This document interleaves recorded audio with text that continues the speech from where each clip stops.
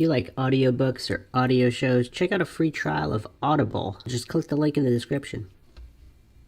Welcome to Mindshock True Crime. This is your host, Bruce McGuire, and you are listening to the Delphi Case Series. And this is episode 15, Weaving a Tangled Web. And there's a lot of problems with this case, very obvious problems, and then not so obvious problems that delve into statewide corruption. Now, coincidence theorists, corruption, conspiracy deniers that pretend that all government officials are always on the up and up and perfectly competent, they're going to find this episode extremely controversial. To critical thinkers, it might be a little bit more interesting, examining fallible humans and fallible behavior and various degrees of competency.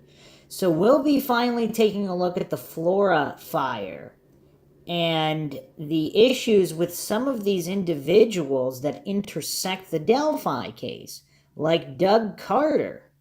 And he's not the only one.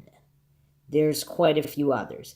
As always, if you find the podcast interesting, you can support the channel and donate to our PayPal. Just check the link in the description. Make sure you subscribe to the channel, hit that bell for notifications. Make sure you allow your device to have those notifications come through.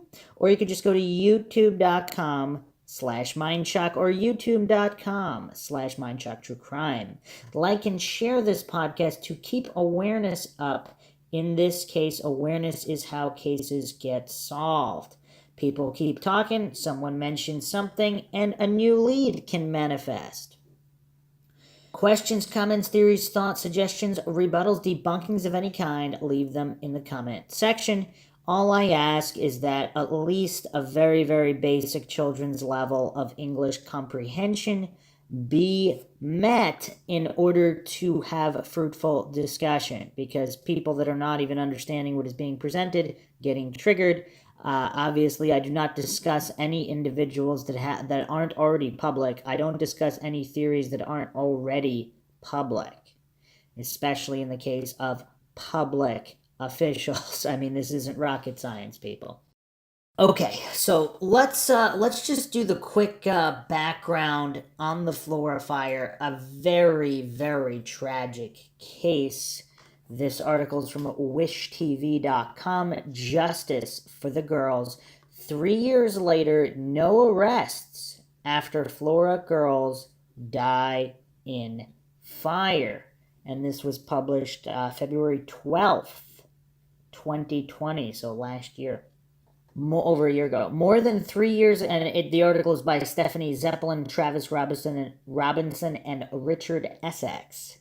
More than 3 years ago, a mom lost all her daughters. A house fire that gutted the home also resulted in the death of 4 girls ages 5 to 11. The mom survived, and the search for answers continues. If you drove past the corner house at Columbia and Division Streets before November 21st, 2016, you'd probably see 4 little faces smiling back.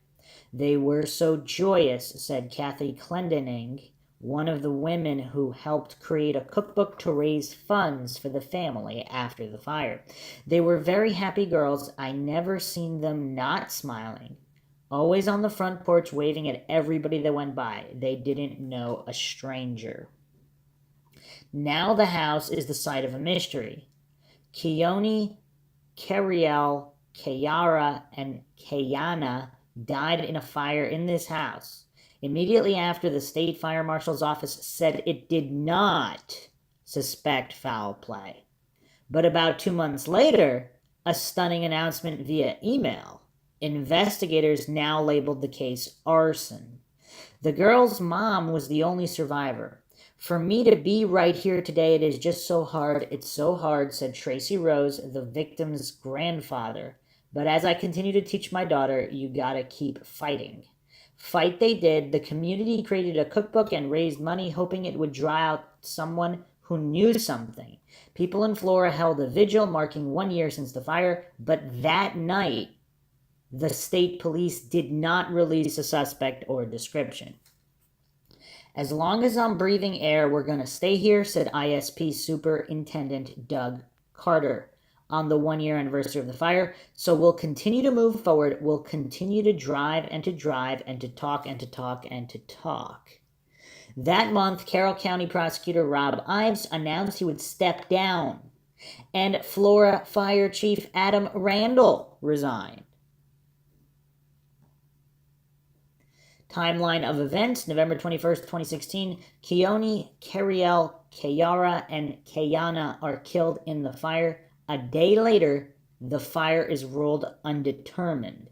January 28th, 2017, the state fire marshal says the fire was intentionally set. May 25th, 2017, the fire is ruled intentional by Homeland Security and a new ISP detective takes over the case. June 23rd, 2017, the Carroll County prosecutor asked investigators not to release info. June 26, 2017, a fire investigator with the Indiana State Fire Marshal's Office resigns after questions about investigations arise. August 26, 2017, a new reward poster is released. November 11, 2017, Carroll County Prosecutor Rob Ives announces he's stepping down. January 1st, 2018, new prosecutor Nicholas McLeland takes the post. January 8th, 2018, Todd Trent is named the new fire chief in Flora. So a lot of these officials resigning looks quite suspicious. I mean, we're going to come back to that and examine that as well.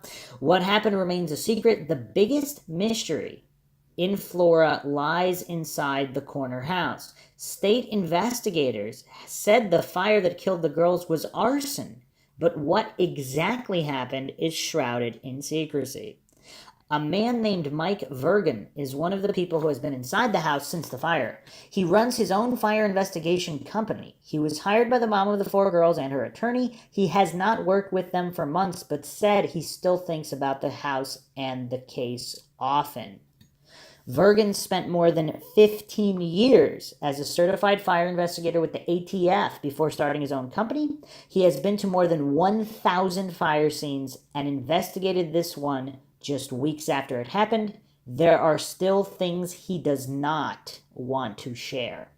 Here's an exchange from an interview with Vergan and I-Team 8's Stephanie Zeppelin. Vergan, where I thought the fire started is where it started. Zeppelin says, and that is where. Vergan responds, I can't really say right now because, and I'll tell you why. If we get to a point in the investigation that they make an arrest, the only people that should know where the fire started is the person who set it and the investigators. Vergan told I-Team 8 he believes the fire was an arson, but that the goal was not to kill the children. He is also not sure whether everything possible is being done to solve the case. I don't think it'd hurt to call all the agencies in, said Vergan. It never hurts to have a fresh set of eyes looking at something and share all of the information, not just some of the information.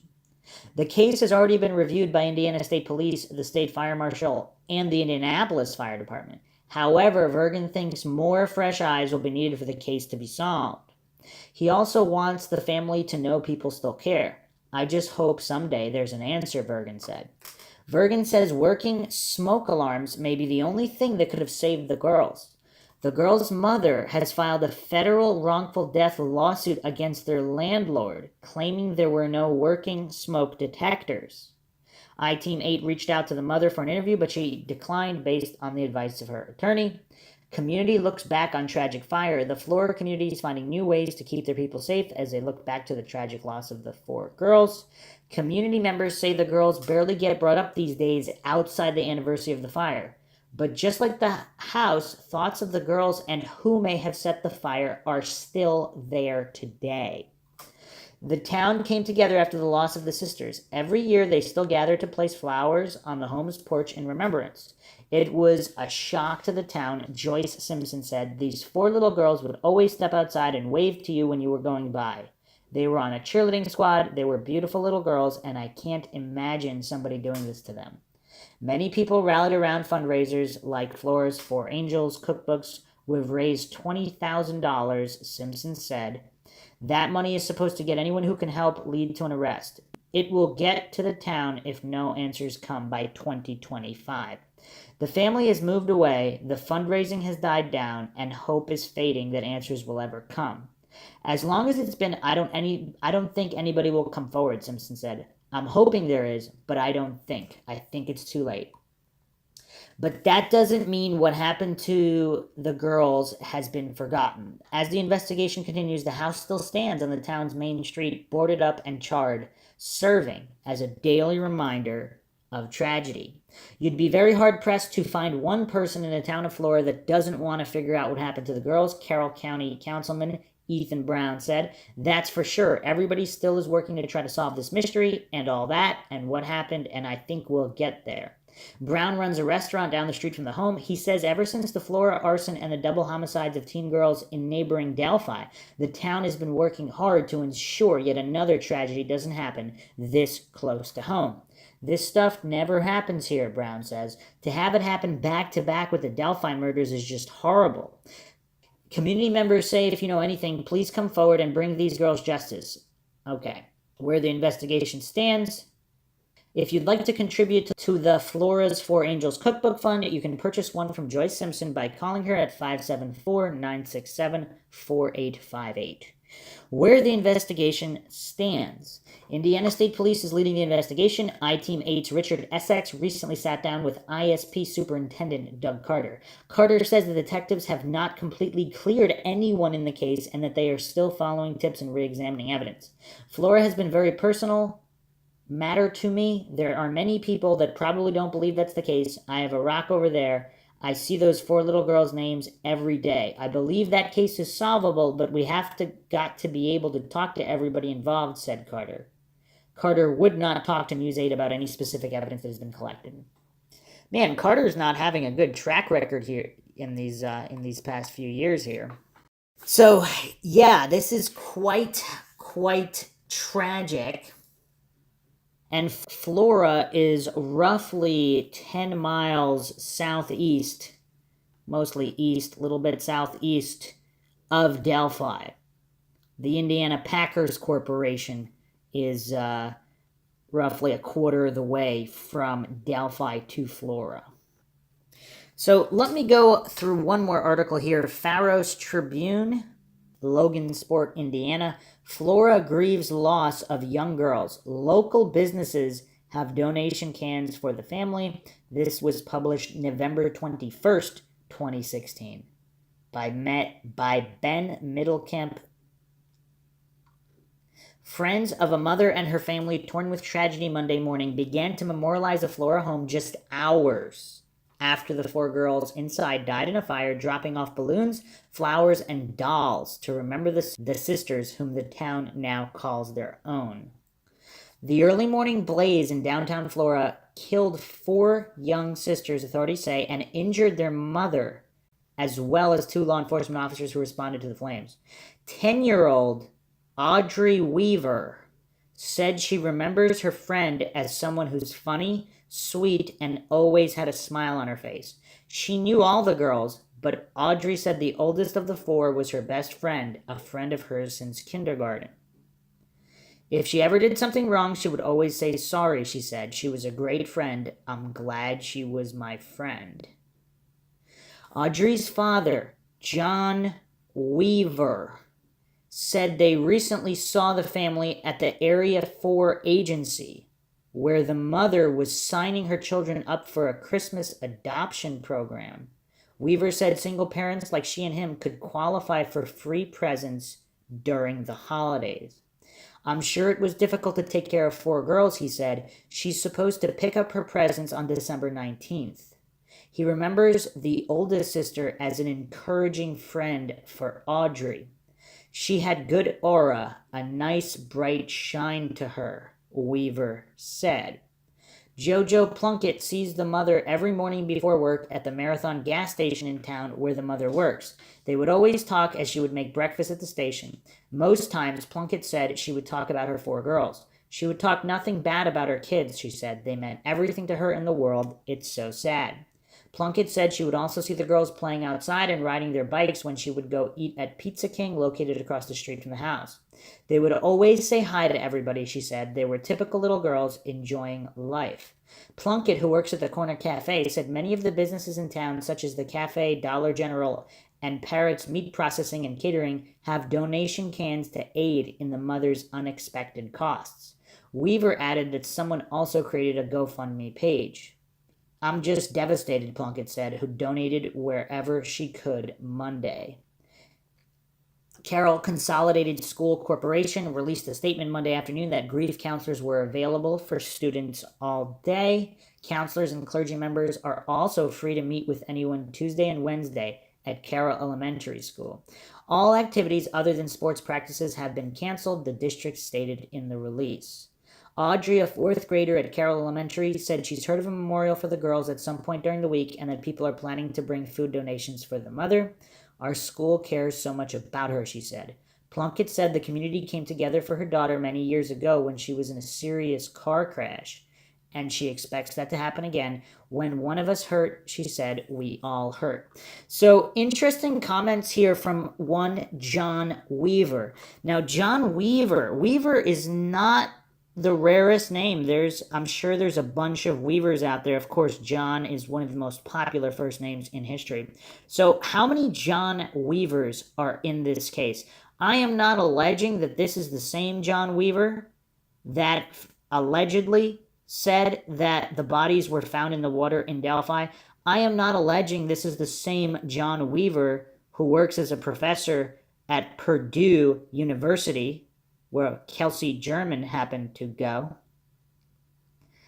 And I am not alleging that this is the same John Weaver that also has other connections intersecting these two cases. So it's quite curious. Some people are theorizing that he should be looked at as a suspect. I am not doing that because I haven't seen direct evidence that this is the same John Weaver in all of these situations. Because if these are different John Weavers, then it's not a coincidence because it's not the same guy. But before we get into the police scanner, and we'll be listening to a cleaned up version of it to get rid of the static so we can hear clearly what's going on the police scanner audio at the time. Let's examine the fluorifier here. Here's a post from the subreddit Libby and Abby by Human Oil. Did anyone realize that law enforcement said almost the same thing verbatim in each case?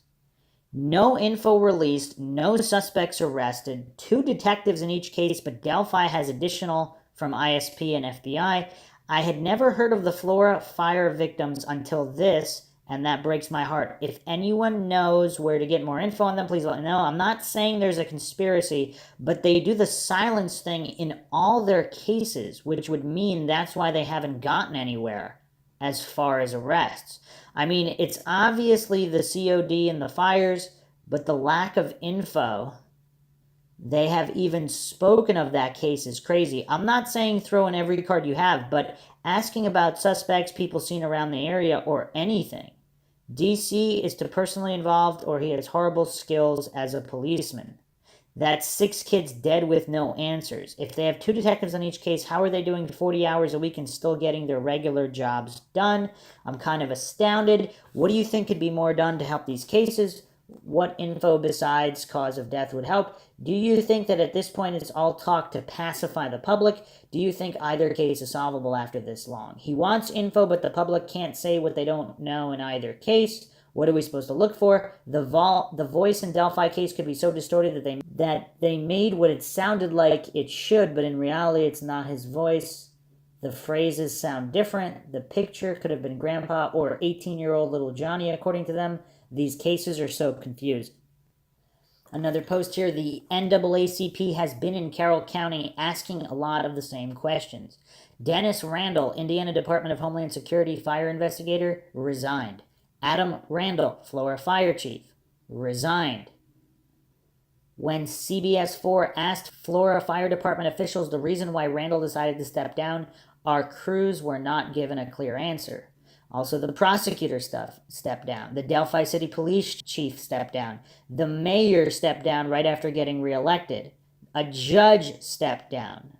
So you have all of these officials stepping down and resigning. Now, there's two ways to look at that. I mean, why would they do that? Either they're that incompetent, not capable of doing their job, and they just got upset that they're all just resigning after these cases because they can't solve them, or there's something more going on. Now, the corruption deniers will say that corruption's impossible and they would never resign to keep it. If everybody's resigning, how would this case get solved, especially if they're not bringing in even more help, like that first fire investigator said in the first article I read? I mean, you have to get more agencies involved. If you're too incompetent to solve anything, I mean, at one point, like, you're just going to keep it unsolved forever? I mean, this is how cold cases get cold. Another post here by Satana. 2.5 years after the fire, Doug Carter said they still needed to have the family talk more openly with investigators.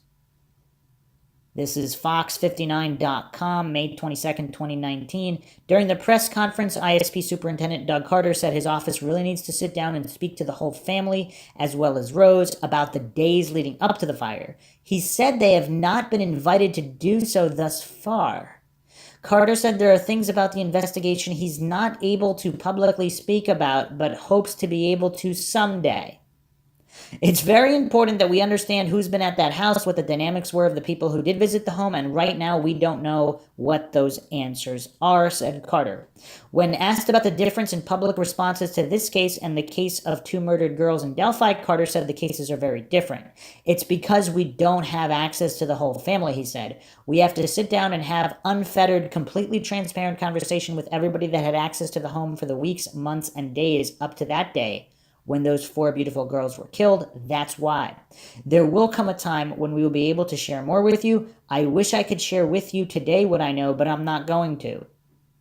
He reiterated several times that ISP needs complete access to the family. They've not offered themselves to sit down with us, he said, when asked if they were not cooperating. When asked if the mother was not speaking with them, Carter said, we would love to sit down with the mother and talk to her. And this is kind of weird. So when you're doing an actual investigation, I mean, does it have to be a formal? I mean, how does that work? He's saying they're not, the mother's refusing a formal interview. I mean, I don't really follow there. Another post here. Ready definition. The Delphi City Police Chief stepped down too. Judge stepped down. He was associated with Huffer Law Firm. Mayor stepped down regarding the Flora fire. The landlord needs looked into. So here is quite a mind-shocking post by Almagada. The Flora fire has a better chance to be a true conspiracy in my opinion. The property was owned by people who were firefighters or retired firefighters. They were also connected to people in state and local government. The insurance company for the appliance company sent in their own investigators and determined that the fire was arson when the prior investigators found that it was an electrical short in the kitchen stove. There were no working smoke detectors in the home. If the case is determined to be arson, then no one is to blame except the arsonist, which lets the property owners and the appliance company off the hook for liability. Okay, so they're looking at it from a different point of view, but what's the takeaway here? Fire active or retired firefighters own the property, so they're landlords, and they don't have working smoke detectors in the home. And the fire chief that stepped down, I mean, it doesn't clearly state whether he was one of the owners or whatever, friends and family were part of the owner. Why did he step down? He personally knew the other individuals, and they couldn't keep smoke detectors in the home? Who's truly liable here? And again, if this is a different John Weaver, who's the neighbor here, then there's no connections to Delphi. If it's the same John Weaver, even still, I don't know, people are drawing connections that might not be able to be drawn. I mean, we'll continue to examine that. Another response here by Janendu. Yeah, for all those that think law enforcement has it all figured out, they just need a final piece before gracing us with their secret detective skills. Remember, this is a law enforcement department that has probably the worst rate by population for unsolved girl murder cases in the country. Response by Human Oil here. Their response was the same. Doug Carter is either a good actor or a horrible policeman. I mean no offense by that, but the whole Captain America thing doesn't do anything for me. Being noble is one thing, but I'd prefer he solve the crimes. But the mantra is the same, can't release anything, blah, blah, blah. Even the mother has no clue what's going on. He hasn't even spoken to her. Like what? They need an overhaul. The Marvel division needs replaced or learn to solve a crime that isn't who threw down the gum I stepped in. I mean, come on. It's easy to forget that Carter isn't the Carroll County Sheriff, but the super of Indiana State Police. Insane that the top dog of a state's police department would talk the way he does. But regarding the local law enforcement, I guess the locals keep voting them back in. Another response here. Good old boys win a local elections whether they have ability or not.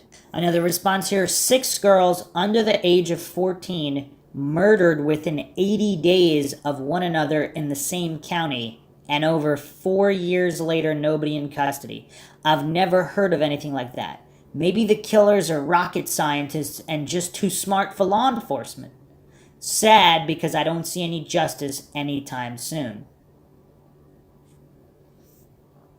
That is interesting. If you take that statistics, 6 girls under the age of 14, and you compare all the counties, would we find, within 80 days of one another, would we find that everywhere that are unsolved? I mean, obviously crimes occur, hopefully, I mean, not to people that young, but unfortunately they do, hopefully not that many, but even when they do happen, how often are they solved versus unsolved with the same individuals in charge of these cases? Because, again, there might not be any conspiracy. This just might be a whole lot of ineptitude. It might, I mean, again, I'm not pretending to know what's going on.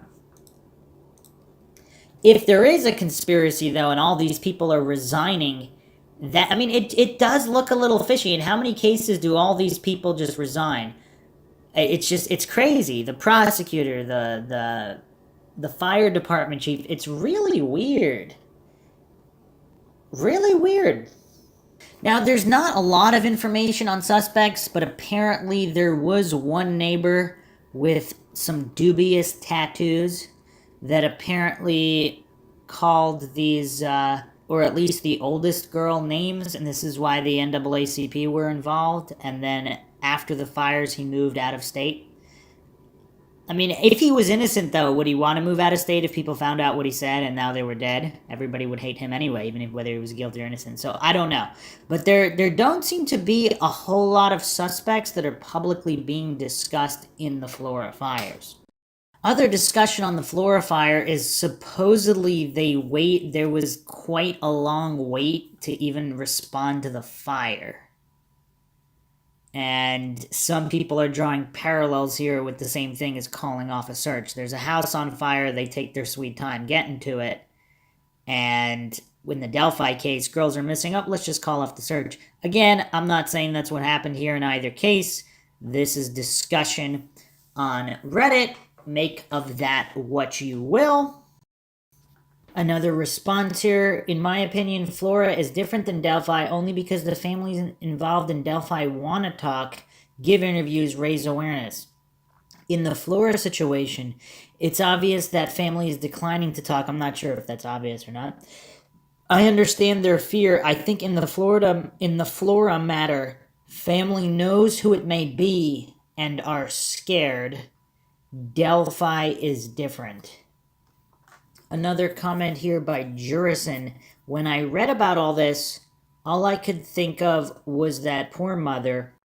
I just would be out of my mind. When I saw who the landlord was, my first thought was he knows laws, if anyone does, and this is rudimentary for crikey sakes. For the cost of $15 an alarm, it makes no sense to not have a fire alarm. But when I saw that the fire chief left, well, to me that speaks volumes. When you are in such a position, you don't leave the job, you leave management. In other words, someone was blocking or making his job impossible. Who could that be? I lost interest just personally because I just didn't see the reaction from the family and friends that I expected. It seems someone knows something and they aren't speaking, but maybe that's because they work in a place where ties to Mr. City Council are present. Whoever did this is truly wicked and they are still walking around free. That's scary.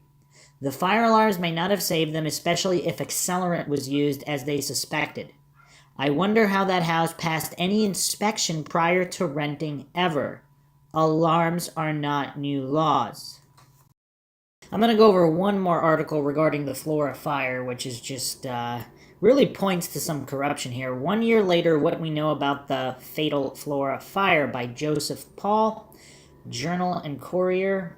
Twists, turns, and tragedy have characterized the year since 4 sisters were killed in a suspicious house fire in Flora, a small Indiana town of less than 2,000 people. The November 21st blaze took the lives of Keone Precious Welch, Cariel Danielle McDonald's, Kayara Janelle Phillips, and Kayara Janelle Phillips and Kayana Latrice Davis, who ranged in ages from 5 to 11. Intense flames and black smoke prevented the girls from escaping and quelled rescue attempts by their mother, Galen Rose, and 2 police officers who first arrived at the home. They died of asphyxiation due to smoke inhalation in the early morning fire. Rose was admitted to a hospital with serious injuries and was released several days later. 1 year later, the fire, which has been ruled an arson, remains under investigation and the girls' deaths remain unsolved. The case has been the subject of rumors and controversy following the resignations of several key officials related to the fire and the ensuing investigation. It's also been the source of grief and anticipation as the girls' family, friends, and community await justice. Fire ruled incendiary. The fire was initially ruled undetermined due to the extensive amount of fire and smoke damage to the home. The Indiana Department of Homeland Security, the agency with jurisdiction over the Indiana State Fire Marshal, issued a news release January 28th calling the fire incendiary after accelerants were found in several locations of the structure, which was a single-family home divided into 2 apartments. A spokesperson for Indiana State Police, the lead agency on the case, said he could not expand on the type of accelerants or where they were used in the home. But this initial statement said several locations. Okay. Sergeant Kim Riley, Public Information Officer for ISP's Lafayette Post, said authorities still believe the fire was intentionally set, but the question of who is responsible still lingers. We've got 2 or 3 officers who are still working the case along with the county, but that's really all I can say about it, Riley said. We're still investigating it as a possible arson. Reward fund established. Less than 2 months after the girls' deaths, Carroll County was again rocked by 2 more unsolved killings. Teenagers Liberty German and Abigail Williams were reported missing February 13th and were found dead the next day after hiking on secluded trails east of Delphi. In the 9 months since their deaths, thousands of tips and more than $200,000 in donations have poured into law enforcement agencies as they search for a culprit. In January, Indiana Department of Homeland Security established a $5,000 reward fund for information leading to an arrest in the Flora case. Until March, however, the agency has not established a streamlined method to collect additional donations on top of the reward. The Homeland Security Agency began taking community donations after an inquiry by the Journal and Courier if they would be accepted. So they didn't even, that's kind of weird. Investigation shakeup. Detectives with ISP have taken the lead on the year-long case while officials with the state fire marshal and the Federal Bureau of Alcohol, Tobacco, Firearms, and Explosives have assisted with the investigation. In June, Dennis Randall, a state fire investigator assigned to the case, resigned after questions arose regarding the determination of arson. Indy Star reported in July. Following Randall's resignation, his son, Adam Randall, resigned as Flora fire chief during the department's monthly meeting in November. Carroll County Prosecutor Robert Ives also recently announced his decision to step down. The series of shakeups have led to some to question the quality of the investigation. So the state fire investigator, Dennis Randall, his son is the Florida fire chief. Interesting. Very, very interesting. In October, Barbara Bolling Williams, president of the Indiana State NAACP convention, said the investigation had possibly been bungled. I'm not going to say the investigation has been botched or anything, Riley said. We're definitely working the case. Basically, like I said, the fire chief really has nothing to do with the investigation. His job is to fight the fire. That's what they did when they arrived, and that's his job as the fire chief. Wow, those are curious words. And if it was botched, would Riley come out and say, oh yeah, the investigation was botched? Like, what would you expect him to say? And again, that's something the coincidence theorists that deny all corruption, conspiracy, and incompetence, that's what they always fail to do, is to have controls to see what would happen in one situation versus another. Okay, so let's go to the police scanner audio. When I left that group, I was on the way out, and I came up closer to the scene. Okay, we are loaded. We're getting a vehicle to take us all up there as a group. We're driving everybody up there. Yeah.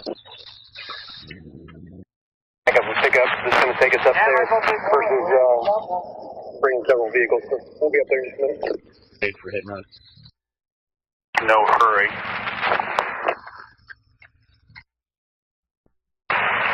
Just had a citizen stop by our area. Information that girls have been found in the water. Can you confirm that? Negative. We have no confirmation whatsoever. He advised it was John Weaver that told him. 336, we just saw the subject going to apartment 71. We have no confirmation of that whatsoever. 601.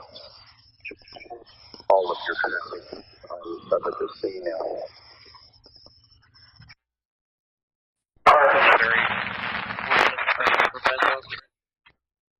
So, what does this tell us? So, John Weaver. So, they reference him as a citizen. So, he's not an official fireman or first responder? So, they're referencing him as a citizen. So, it's the scanner is basically stating that a citizen, John Weaver, either told police or another citizen that the bodies were found in the water. So why is he saying this? And so he's part of the search party. Is this the same John Weaver that's the neighbor of the Florida fire situation? And again, I'm not saying he is or he isn't. It's curious if it's the same guy. It's just, it's a little weird. So it says, so a citizen is stating to police or to someone in contact with police, this citizen is John Weaver, that the girls have been found in the water. Now, on the helicopter footage, it does look like the searchers are in the water. Is it so? Again, this is Mindshock. We have to go through every single possibility. Is it possible they really were found in the water and then moved? Is it possible? I mean, we have so many different individuals who were allegedly there discovering the bodies at approximately the same time. I don't know if John Weaver is the first report shortly before they were officially found. I don't know if this is minutes or a half hour before they were officially found. And if they're right there, why would they be saying they're found in the water? Because if they are not in the water. It's curious. It's curious. It's hard to make heads or tails of this. And I don't know if the supposed fireman was ever identified that was telling people not to search that specific area. Some people are alleging that might have been John Weaver. Why would he be saying not to search that area? I don't know. These are curious questions. Again, we don't see this kind of strangeness in other cases. It seems everything is an issue. Again, there is a John Weaver who is a professor at Purdue, or works at Purdue University, and this is right from the this is from nanohub.org, website nano.purdue.edu. John Weaver serves as the facility manager for the Burke Nanotechnology Center at Purdue University. He is responsible for facility infrastructure, safety and training activities, and clean room and laboratory operations. John received his BS degree in chemistry at Adrian College in '72 and joined RCA Solid State Division in Process Engineering in the world's first production CMOS fabrication facility. In 1975, he moved to Hughes Aircraft Company's Solid State Products Division in Newport Beach, California, where he continued his role in high-volume manufacturing support engineering. In 1977, he moved to what is now Delphi Corporation in Kokomo, Indiana. During his year, John has been involved in a variety of roles in semiconductor process support, process development, and processing facilities development. John has published numerous papers in both the process development and contamination control fields, has 2 patents in process development, and authored a book and a book chapter in contamination control technology. He has taught a wide variety of industry short courses and is the recipient of the Willis J. Whitfield Award for contributions to the field of contamination control. He is a senior member of the Institute for Environmental Sciences and Technology, president of the Indiana chapter, member of the editorial board for the Journal of the IEST, and is a principal member of the NFPA 318 committee, which writes standards for clean rooms. He has been involved in the design, construction, and operation of more than 25 clean rooms and clean facilities during his career.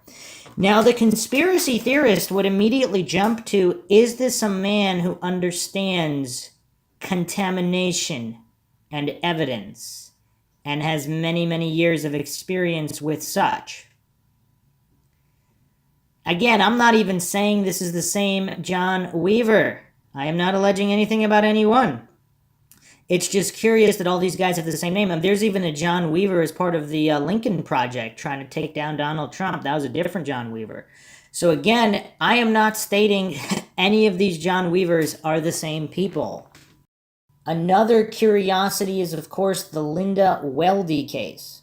Some online researchers are alleging that a comment made on whatsnewlaporte.com was made by a certain John Weaver. Now, this claim is much more dubious, but I will go over the Linda Weldy case anyway.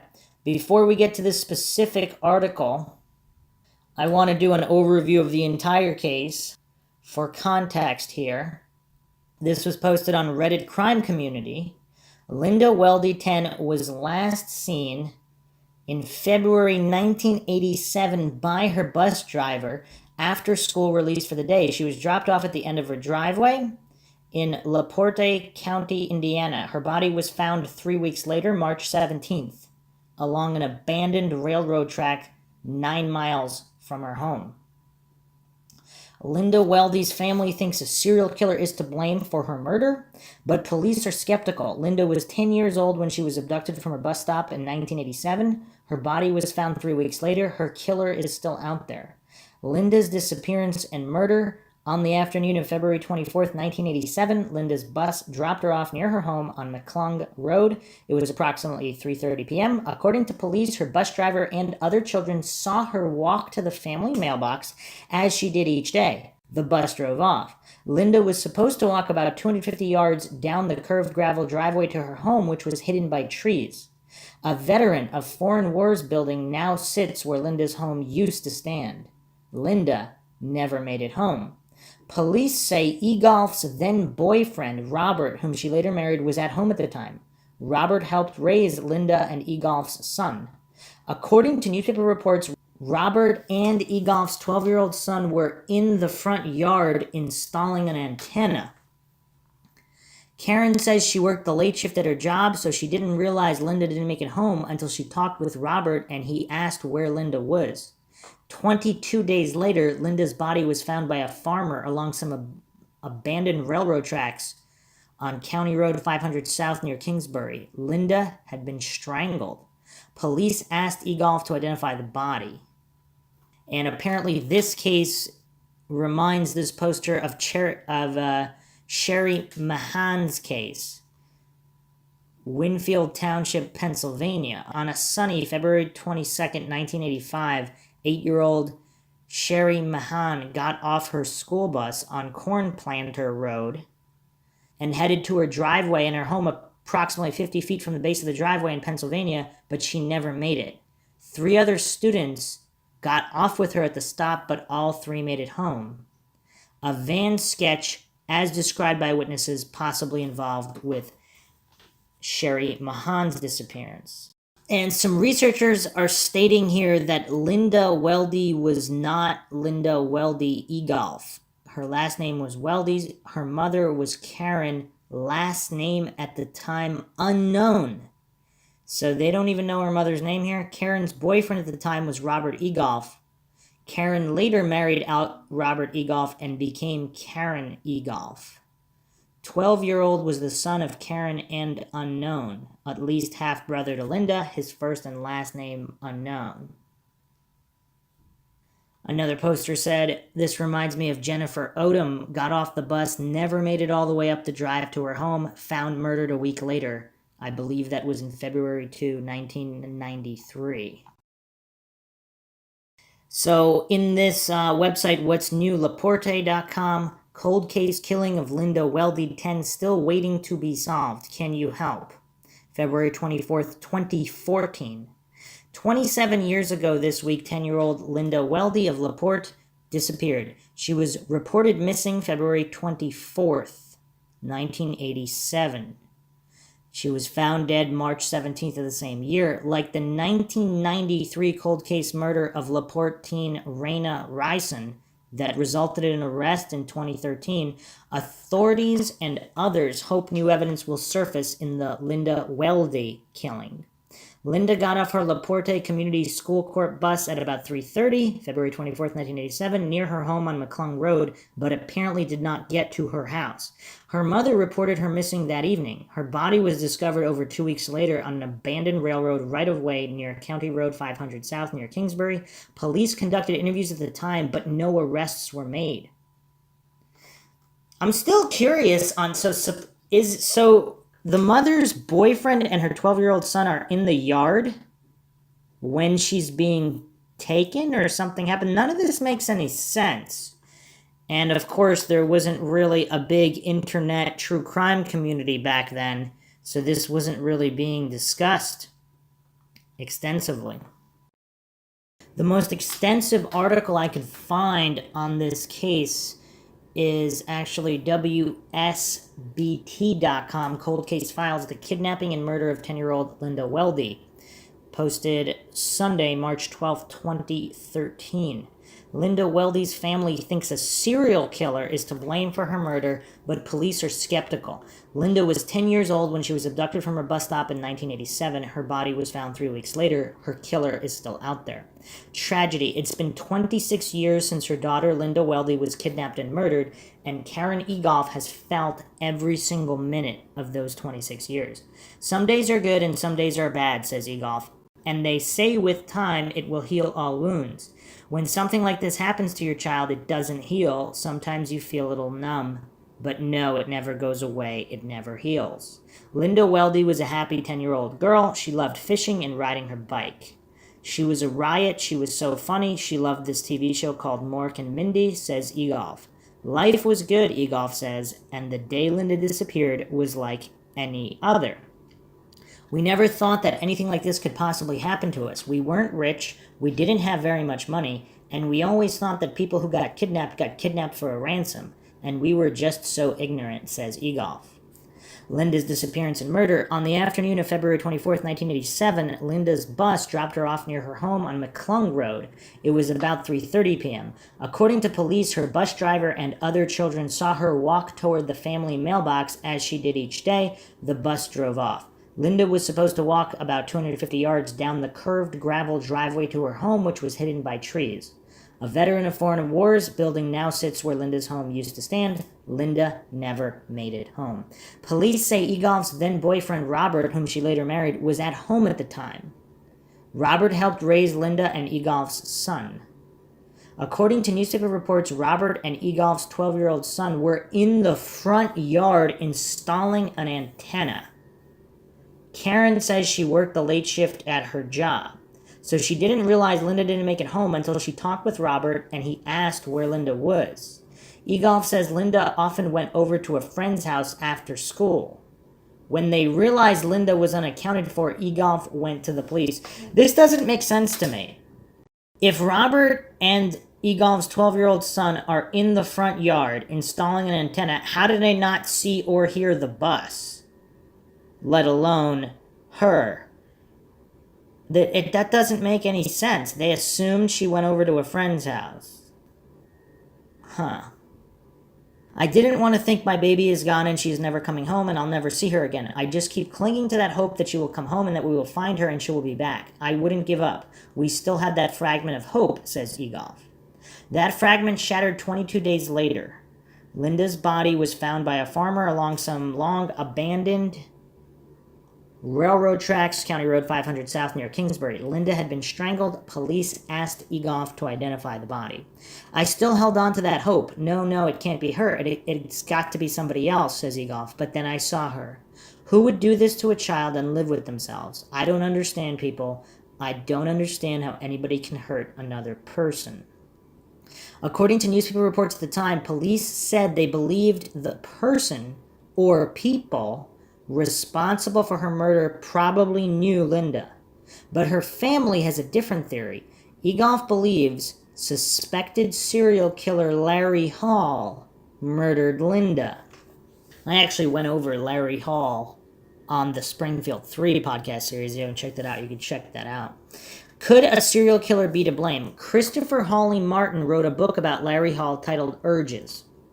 According to Martin, Hall is believed to have abducted and killed several girls throughout the 80s and 90s. Hall is serving a life sentence in Texas on federal kidnapping charges. He has never been convicted of murder. Martin says he has established a rapport for Hall and that they have a special way to communicate with each other so that Hall will not face any more charges that could lead to a death penalty. We've established a kind of code, says Martin. For example, I might ask Larry about a case and he will give me 2 or 3 facts about it. Then he will give me 1 false fact about it. What that does is contaminate it as far as law enforcement is concerned. Martin says Hall would use his van to abduct women and girls and then murder them. Martin believes Linda is one of his victims. And while LaPorte County investigators know of Larry Hall, they are skeptical that he committed this crime. Detective Sergeant Pat Cicero says he had a discussion with Martin. We noted several similarities with Hall's MO, said Cicero. I believe Mr. Hall could be a person of interest, but based upon the results of the ongoing investigation, we believe there were other persons who had more culpability. Let me repeat that again. We believe there were other persons, plural, who had more culpability.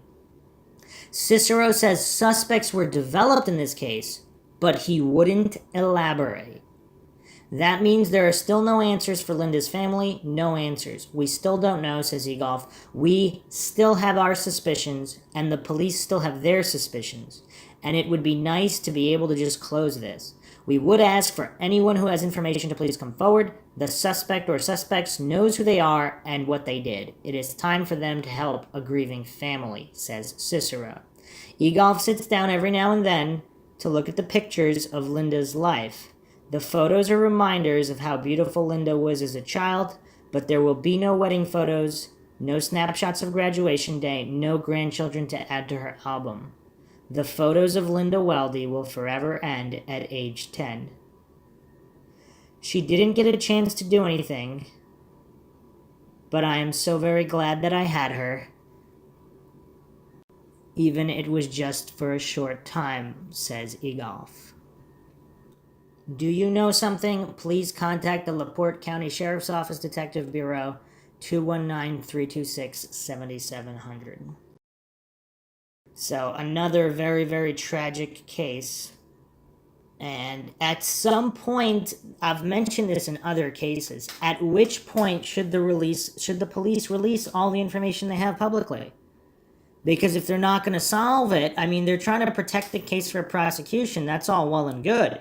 But after how many years and decades are they not going to solve it? Should there be another agency involved? What should happen instead of just leaving it in limbo forever? Because that's obviously not the way to get justice. There's way too many cold cases out there. I think everybody can agree on that. But here, going back to the many John Weavers, there's a comment here on the What's New Laporte.com write-up, which I read right before this more in-depth article. It's actually the first comment and the only original comment. There's two responses to it, but a John W. So this may or may not be a John Weaver. It could be a John White, it could be a John Wyatt, it could be a John Woo, it could be John whoever. He stated this on March 5th, 1979. I had the good fortune to be at the right place at the right time to pull a then 2-year-old Linda Weldy out of a burning house in LaPorte.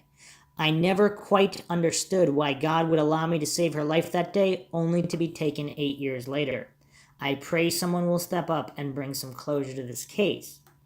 A response by another John, July 27th, 2019, about 5 years later, it's not even about you, pal, stop seeking fame. And another response, January 2nd, 2020. That's amazing, and yes, puzzling as well. However, it was praiseworthy for you to be at the right place at the right time and be willing to endanger yourself to help another. Were you a passing citizen that just let caring emotion click in and moved on it, or were you in a line of duty that happened to dispatch you to the location where you thankfully were timely and, in my opinion, heroic? Bless you and any and all who would do the same. Happy New Year's. Okay. So, yeah, not a lot of activity, but who is this John W., and why are people attributing him to a possible John Weaver? Now, if it's the same John Weaver from the Flora fire, that's curious, because this is a guy that's pulling people out of burning houses.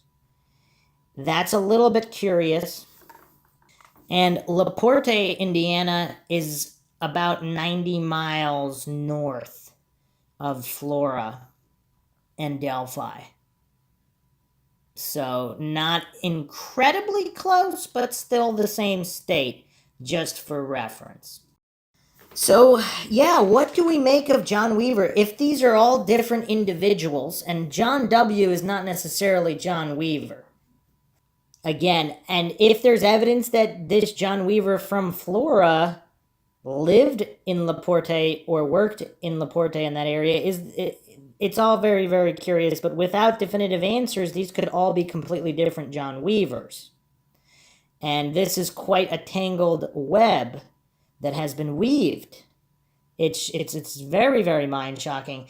The only other Weaver here from North Central Ohio, WMFD.com, Task Force apprehends Indiana murder suspect in the Mansfield area.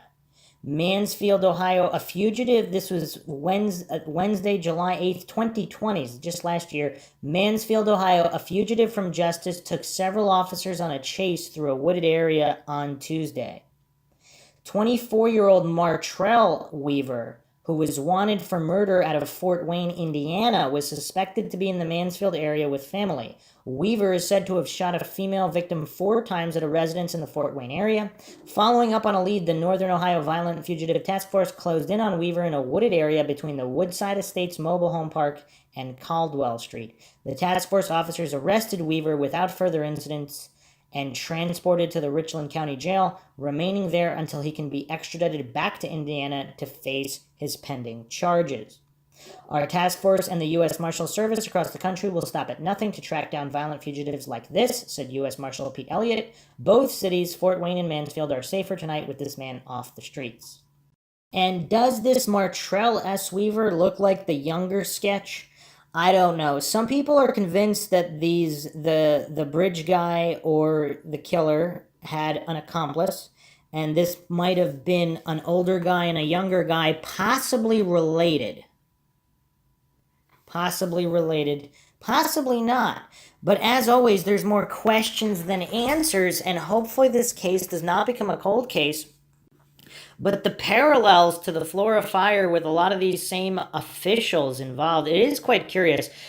I don't know at what point the FBI were supposedly already in Delphi investigating something else. Were they investigating corruption? Is this similar to the Stephen Avery case where FBI were already in the area on Cuss Road, apparently part of some other investigation at the time Teresa Hallback's going missing and then allegedly being killed?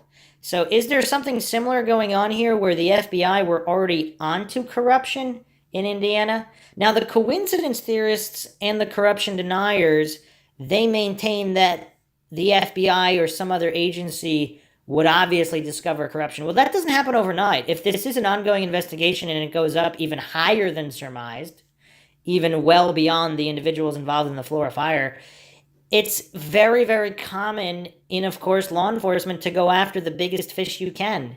Why would you take some petty drug dealer off the street if you're involved in an investigation that could take down the kingpin and much, much bigger drug traffickers? This is law enforcement 101. I'm not sure why all the coincidence theorists and corruption deniers are not familiar with these very, very basic processes in law enforcement, but that's the way it works. So hopefully this will all be solved very, very soon. And is this all one John Weaver? Are these all different John Weavers? How far up does the coincidence stack go? Now, if it's all the same John Weaver, and I'm not saying it is, but if it is, that's a little curious. I don't know, running the numbers statistically on whether it could all be coincidental, I suppose it still could. And again, John Weaver is a plausible enough name where these could all be different individuals. And of course, we're not going to fall for black and white fallacies. It's possible there are two John Weavers, and it would be curious if the Flora John Weaver is also the guy that saved this girl from a fire, and if he has some kind of relation to the other firemen, and the John Weaver in the Delphi case is not the professor at Purdue and not involved in any capacity. So there could be three John Weavers or two John Weavers with any combination of these situations. Again, I am not alleging any of them are any particular person or that they are the same person or that they are involved in any crime.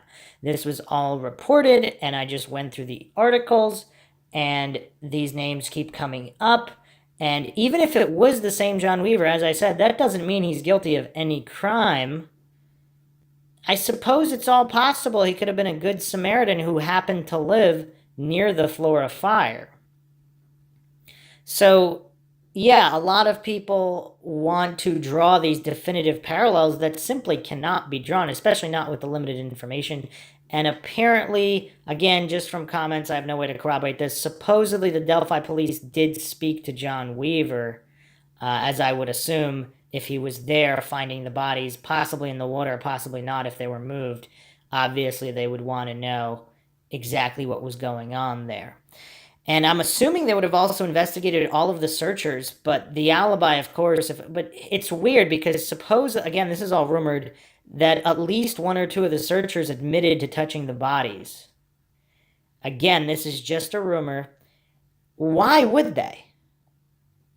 Unless if they didn't know, if they were in the water and they didn't see them, then maybe they unintentionally touched the body. But if you happened upon a murder scene, would you just immediately rush to touch the body unless it wasn't obvious that they were dead? And that leads into a whole bunch of other rumors where apparently one of them was rumored to still be warm.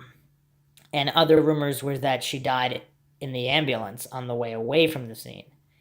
But either way, I suppose if you believe they're alive and they're not obviously dead, you could check for a pulse or try to save them, so that would make sense. But if the scene is, as rumored, a very, very gruesome scene where it's obvious that they're dead and the police are nearby anyway, it's really weird. I mean, there's EMS, there's volunteer firefighters. If you're just a random civilian searcher, would you rush to contaminate immediately? I don't know. It's all very bizarre, very, very tragic. Hopefully awareness can be kept up in this case and it won't go cold and it will be solved soon. If you want to support Mindshock and help us get more mind-shocking podcasts out there, keeping up awareness in various cold cases and missing persons cases, feel free to donate to our PayPal. Just check the link in the description. Make sure you subscribe to the channel, hit that bell for notifications, or you can just go to youtube.com/Mindshock.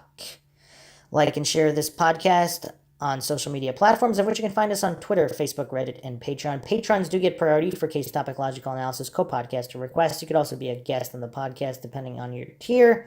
So you could also help support the channel by becoming a patron. Questions, comments, theories, thoughts, suggestions, rebuttals, debunkings of any kind, leave them in the comment section. This is Bruce McGuire signing off. Catch you guys next time.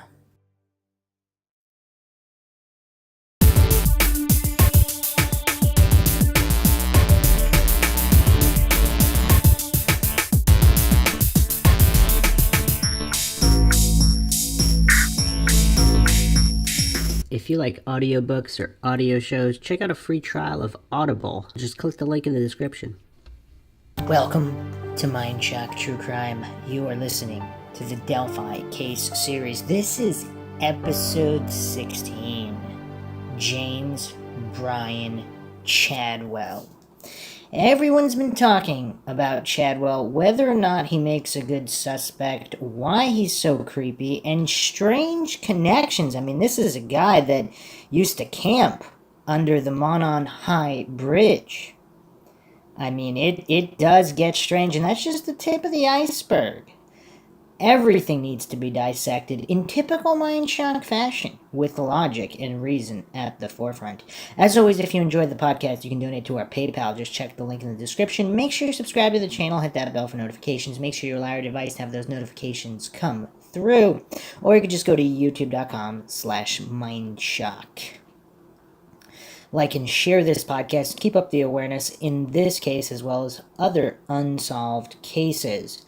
Like and share, Twitter, Facebook, Reddit, Patreon. Patrons do get priority for case topic, logical analysis, co-podcast requests. You could also be a guest on the podcast depending on your tier.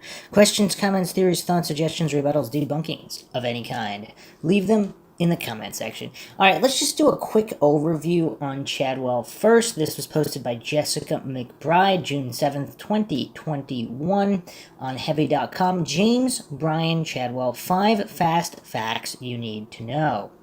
James Brian Chadwell II is a 42-year-old Lafayette, Indiana man who is accused of attempted murder after police found an injured, missing 9-year-old girl in his basement April 19th, 2021. Authorities in nearby Delphi, only 15 miles away, are investigating him as a possible suspect in the notorious unsolved 2017 murders of Delphi teens Abigail Williams and Liberty German. The information has obviously been shared with us, and our investigators are looking into him, Carroll County Sheriff Toby Leesenby told the Lafayette Journal and Courier. According to Good Morning America, the sheriff says there are several factors causing authorities to look into Chadwell for the Delphi murders, but he didn't specify what they were. He told ABC News detectives are exploring whether there might be a connection, but stressed there is no specific link as of yet. Abby and Libby were murdered after going for a hike near an old bridge in February 2017. They were discovered near the Monon High Bridge Trail, Fox 59 reported, which is part of the Delphi Historic Trails. Authorities have released 2 crime scene sketches of a possible suspect, one in which he looks far younger than the other. They also released Snapchat video from Libby's phone of a man walking on a bridge toward the girls before they were killed. Libby also captured audio of his voice saying, "down the hill," according to WRTV. How exactly they died has not been released by authorities. In the intervening years, other people have been investigated as suspects with nothing coming of it. Chadwell is a felon with criminal history. Some have noted that he has chilling tattoos of girls' faces on his arms. And, okay, see, the thing is, the face, it's weird. There's definitely a tattooed face of either tears or something of the sort, just strange makeup or whatever. And there is a resemblance to Liberty German, but there's also a resemblance to many, many other teens. It's not, again, this isn't quite definitive, whereas if, perhaps if she had a very, very particular birthmark in an exact location on her face, and then if that showed up on the tattoo, then we could say this is definitive. But as of yet, that's not quite enough. Continuing on here, here's what you need to know. 1, the affidavit accuses Chadwell of choking and sexually assaulting a girl and locking her in his basement. The probable cause affidavit says that a missing child was subsequently located in the residence of James Chadwell on Park Avenue in Lafayette, Indiana. According to the affidavit, officers were dispatched regarding a missing child report near Park Avenue in Lafayette on April 19th. Upon arrival, officers took a report stating a female child approximately 10 years old had left her residence at approximately 6:30 p.m. and could not be found. While officers were searching the neighborhood, they made contact with James Chadwell, who told officers the girl had been at his residence earlier but had left, the affidavit states. I mean, that's weird that he admitted that she was even there, and why would she have been there in the first place? Officers continued their search, but later returned to Chadwell's home and asked him for permission to check his residence. He allowed them in, and the officers checked the basement, which they said was secured with a chain lock according to the affidavit. There, they found a young girl who was visibly distraught and crying with her clothing on the floor beside her, the affidavit states. She was identified as the missing girl and said Chadwell tried to kill her. She was injured and taken to the hospital for treatment. See, this is kind of weird. So, how many criminals just allow the police in to find the person that they're holding? So, what is Chadwell's frame of mind? Is he just completely deranged and insane? Is there another explanation? Did he really live alone? Is there someone else there? Was Chadwell really ignorant of this? I mean, how deranged and insane is this man and completely detached from reality? These are important questions. The girl described going into Chadwell's residence and petting his dogs. While inside the home, Chadwell attacked her, she said. The girl said Chadwell hit her in the head multiple times because she was fighting back. Victim 1 said Chadwell was also choking her with his hands on her neck and also using his arm in a headlock, to the point where she passed out. Victim 1 said most of her clothes were off when she regained consciousness, and Chadwell took her into the basement, according to the affidavit. He attempted to have intercourse with her and then made her perform oral sex on him, the affidavit alleges. At one point, Chadwell got dressed to go answer the door, and then the police found her, it says. Across her neck were lateral strangulation marks, and she had broken blood vessels with black eyes, bruising to her head, arms, and legs, and bite marks, according to the court document. The girl also had a dog bite, according to WLFI. I mean, this is really, really dark stuff. Court records show that Chadwell faces the following charges: attempted murder, attempted intentional killing of another, child molesting where defendant is at least 21 years of age, kidnapping where victim is less than 14 years of age, criminal confinement resulting in serious bodily injury, battery resulting in serious bodily injury, and strangulation.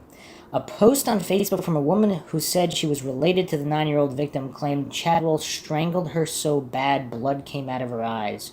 Her trachea is damaged to where all she can do is eat through a straw. If it hadn't been for the speed of the Lafayette Police Department arriving on the scene, she'd be dead. She's only 9, he's punching her, and his pit bull is biting her. She praised first responders. 2. Some have noted that Chadwell has tattoos of crying girls' faces on his arms. Astute observers noted that Chadwell has two tattoos of two girls' faces on his arms in which they appear to be crying blood. Some people on social media believe one of the faces looks like Liberty German. However, authorities have not publicly connected Chadwell to the murders of Libby and Abby other than to say they are looking into him. Some people argue that Chadwell had at least one of the tattoos before the slayings, saying this is a picture of him before that point. And that is curious. In the digital age, especially if he's on social media and posting all these pictures, if he had these tattoos, again, quite some time before 2017, that should be enough to say, okay, well, he could still be responsible, of course, but then that specific tattoo might not be of Liberty German. However, his brother Ashley Chadwell told Inside Edition of the tattoo resembling Libby, I really don't think he had that tattoo when he got out of prison.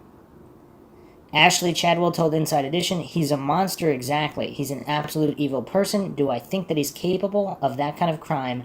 Absolutely. Absolutely. He's shown numerous times, not only to his friends, but his family as well, that he has that kind of evil streak to him. His stepfather told the show he thought Chadwell was capable of being the killer of Abby and Libby. Is he capable? Probably. And should they let him back out on the street? Not ever. Throw away the key this time, James's stepfather said to Inside Edition. In one post on Facebook, Chadwell wrote, I'm in love with a little redhead. You make my soul smile. I'll chase you till I can't walk. Then I'll chase you in my wheelchair. Okay, that's kind of weird. He also shared numerous posts and photos showing he had an affinity for the woods and outdoors, as well as a picture of a railroad bridge. In a June 2020 post, he wrote, sleeping under a bridge for a while till work starts. Only 10 days, cool, dry, no neighbors, and the bridge is only 6 minutes from work. Be thankful for the little things. Below are images released by police in relation to the 2017 murders. Over the years, others have been considered suspects in the girls' deaths. You can listen to the chilling audio. Okay.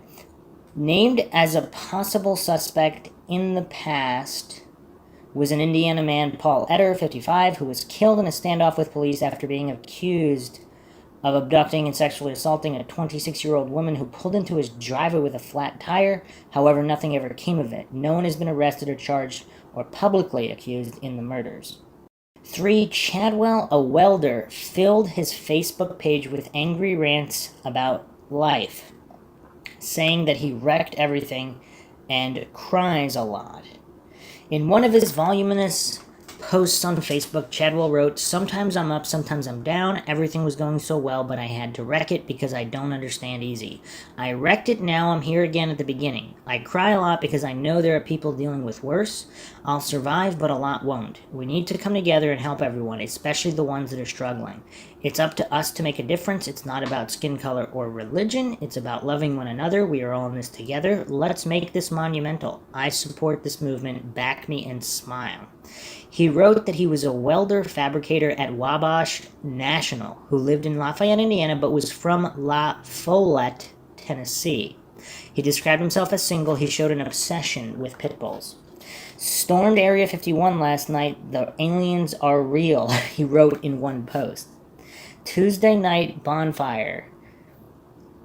Expletive society, I do what I want, he wrote in another post. Stuck in Gary, Indiana for a week of work. Dirtiest city ever. Sometimes beauty can be found in the most unexpected of places, though.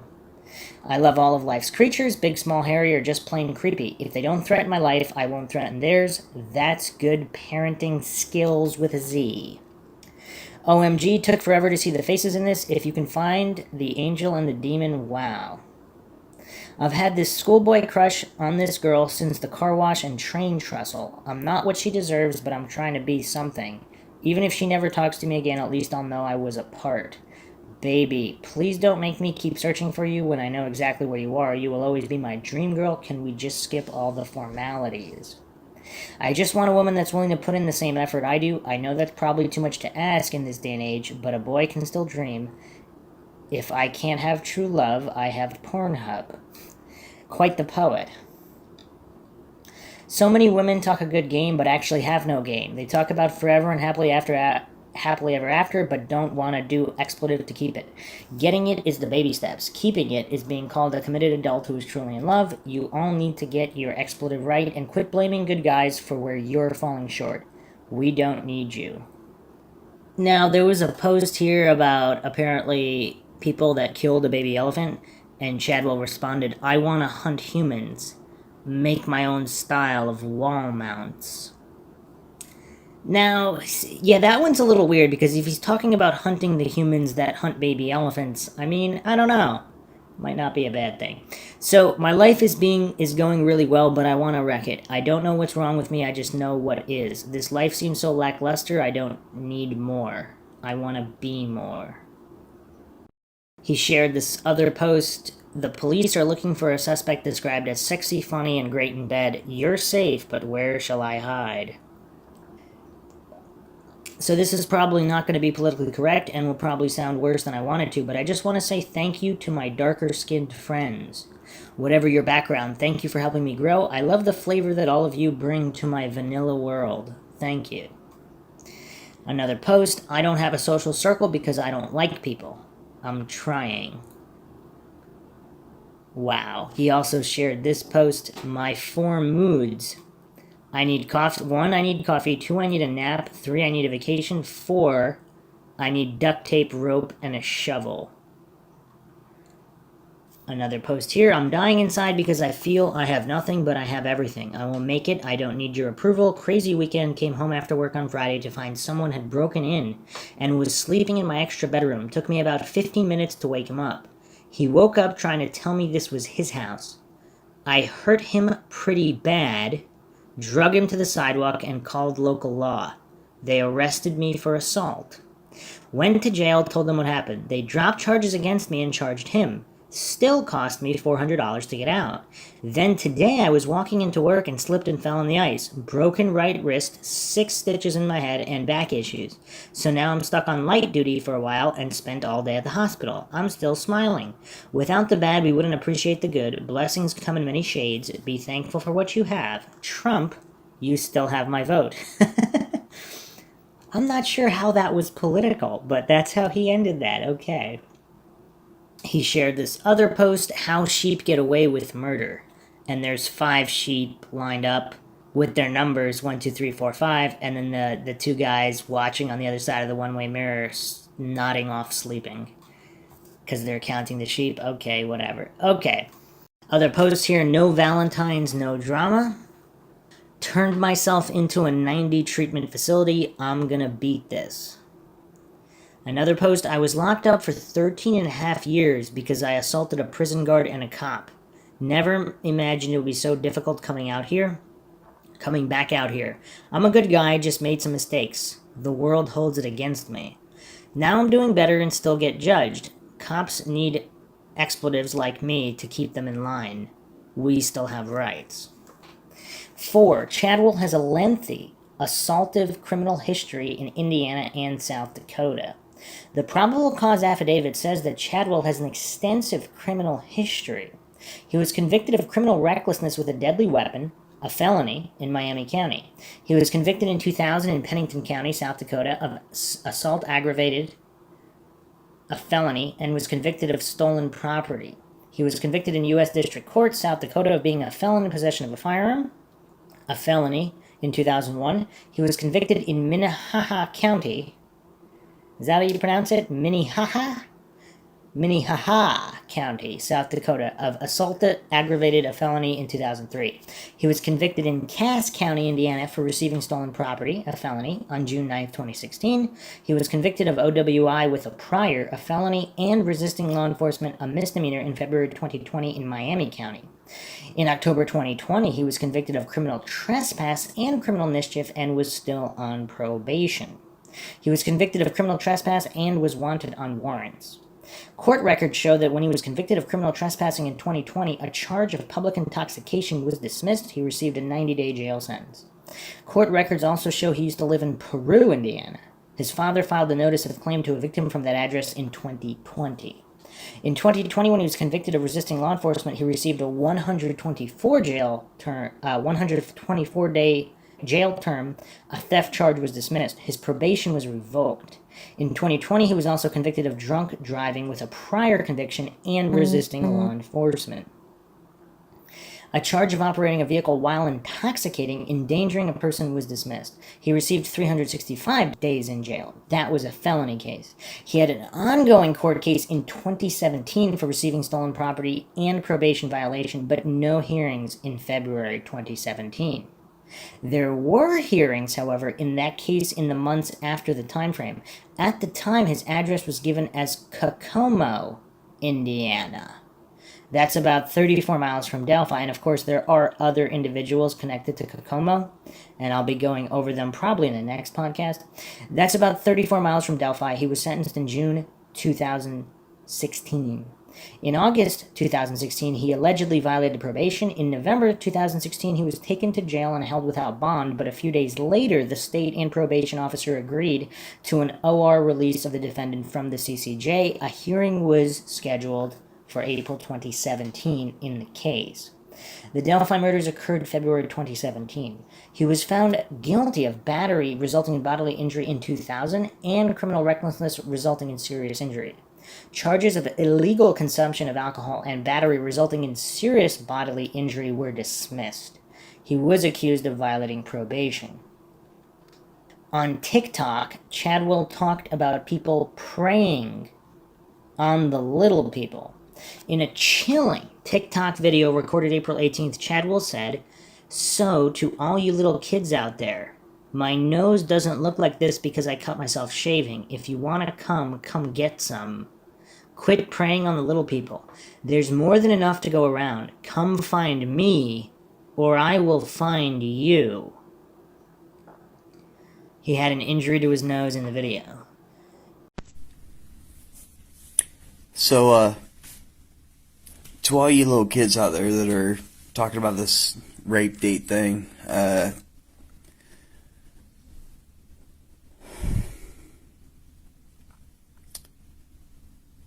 my nose doesn't look like this because I cut myself shaving.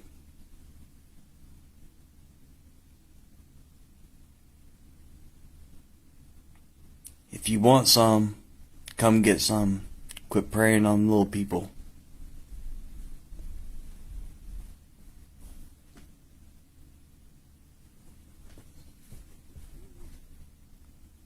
There's more than enough to go around. Come find me, or I will find you. Wow. This is really, really bizarre. I mean, is this just a raving lunatic? Is this guy just a complete madman, or is this some kind of cold, calculated, threatening message to specific individuals? I mean, it's really tough to tell. I mean, it really is. Can we definitively say this guy is not completely insane? I don't know if we could say that. In another TikTok video, April 16th, he said, "So this national rape thing, it's a bunch of young expletive kids starting some expletive. There's not really doing that. Nobody does that. If we do, we expletive kill them. That's all. They know. Don't be a lamb, be a lion. If you fall into that trap, that's your fault because you're an expletive, dumb expletive. Get over it." Huh. What is he talking about exactly? That doesn't make a lot of sense either.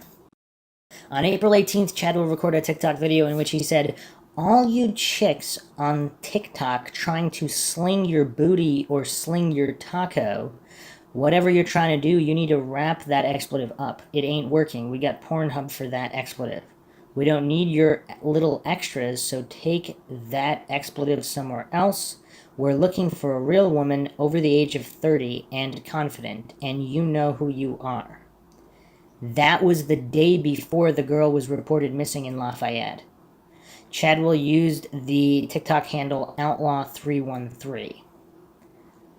Interesting.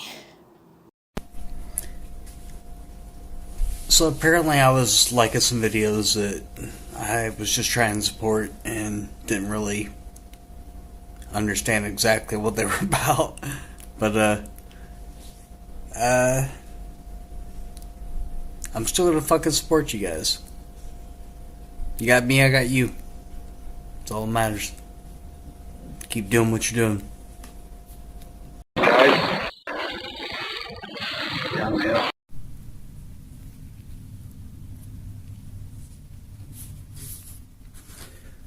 So this national rape thing,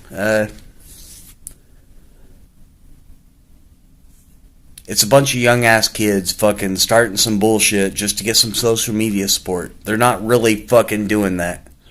Nobody does that. If they do, we fucking kill them. That's all. They know. Don't be a lamb. Be a lion. If you fall into that trap, that's your fault. Because you're a fucking dumbass. Get over it.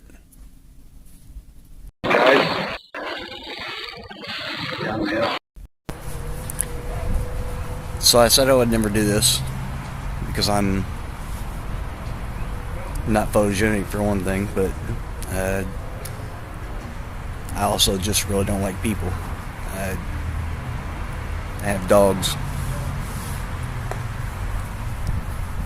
But I just wanted to say thank you to all you people out there that are sharing your stories and inspiring the rest of us to keep trying and doing our best. It means more than you know.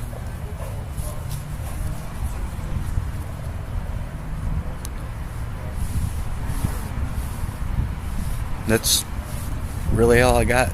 I'm not here for the shares and the likes and any of that stuff. I'm just here for support for others.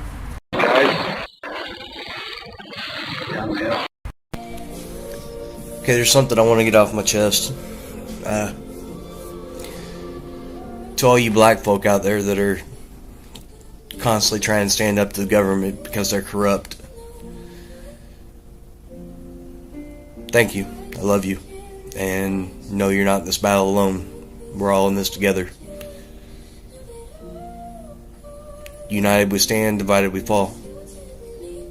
Let's win one for the people. For our people.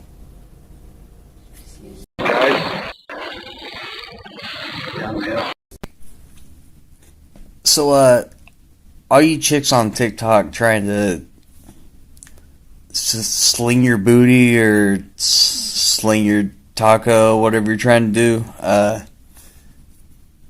you need to wrap that shit up. It ain't working.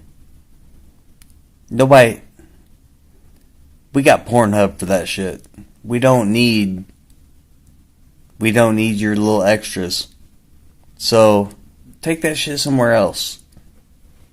We're looking for a real ass woman. Over the age of 30.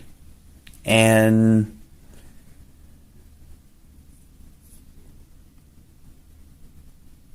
confident. And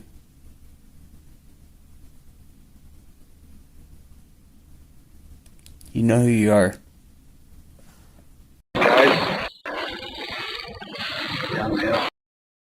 So he does sound similar to the audio recording down the hill. However, so do a lot of people. And we really don't know what... I don't know who pointed this out. It might have been on a YouTube comment.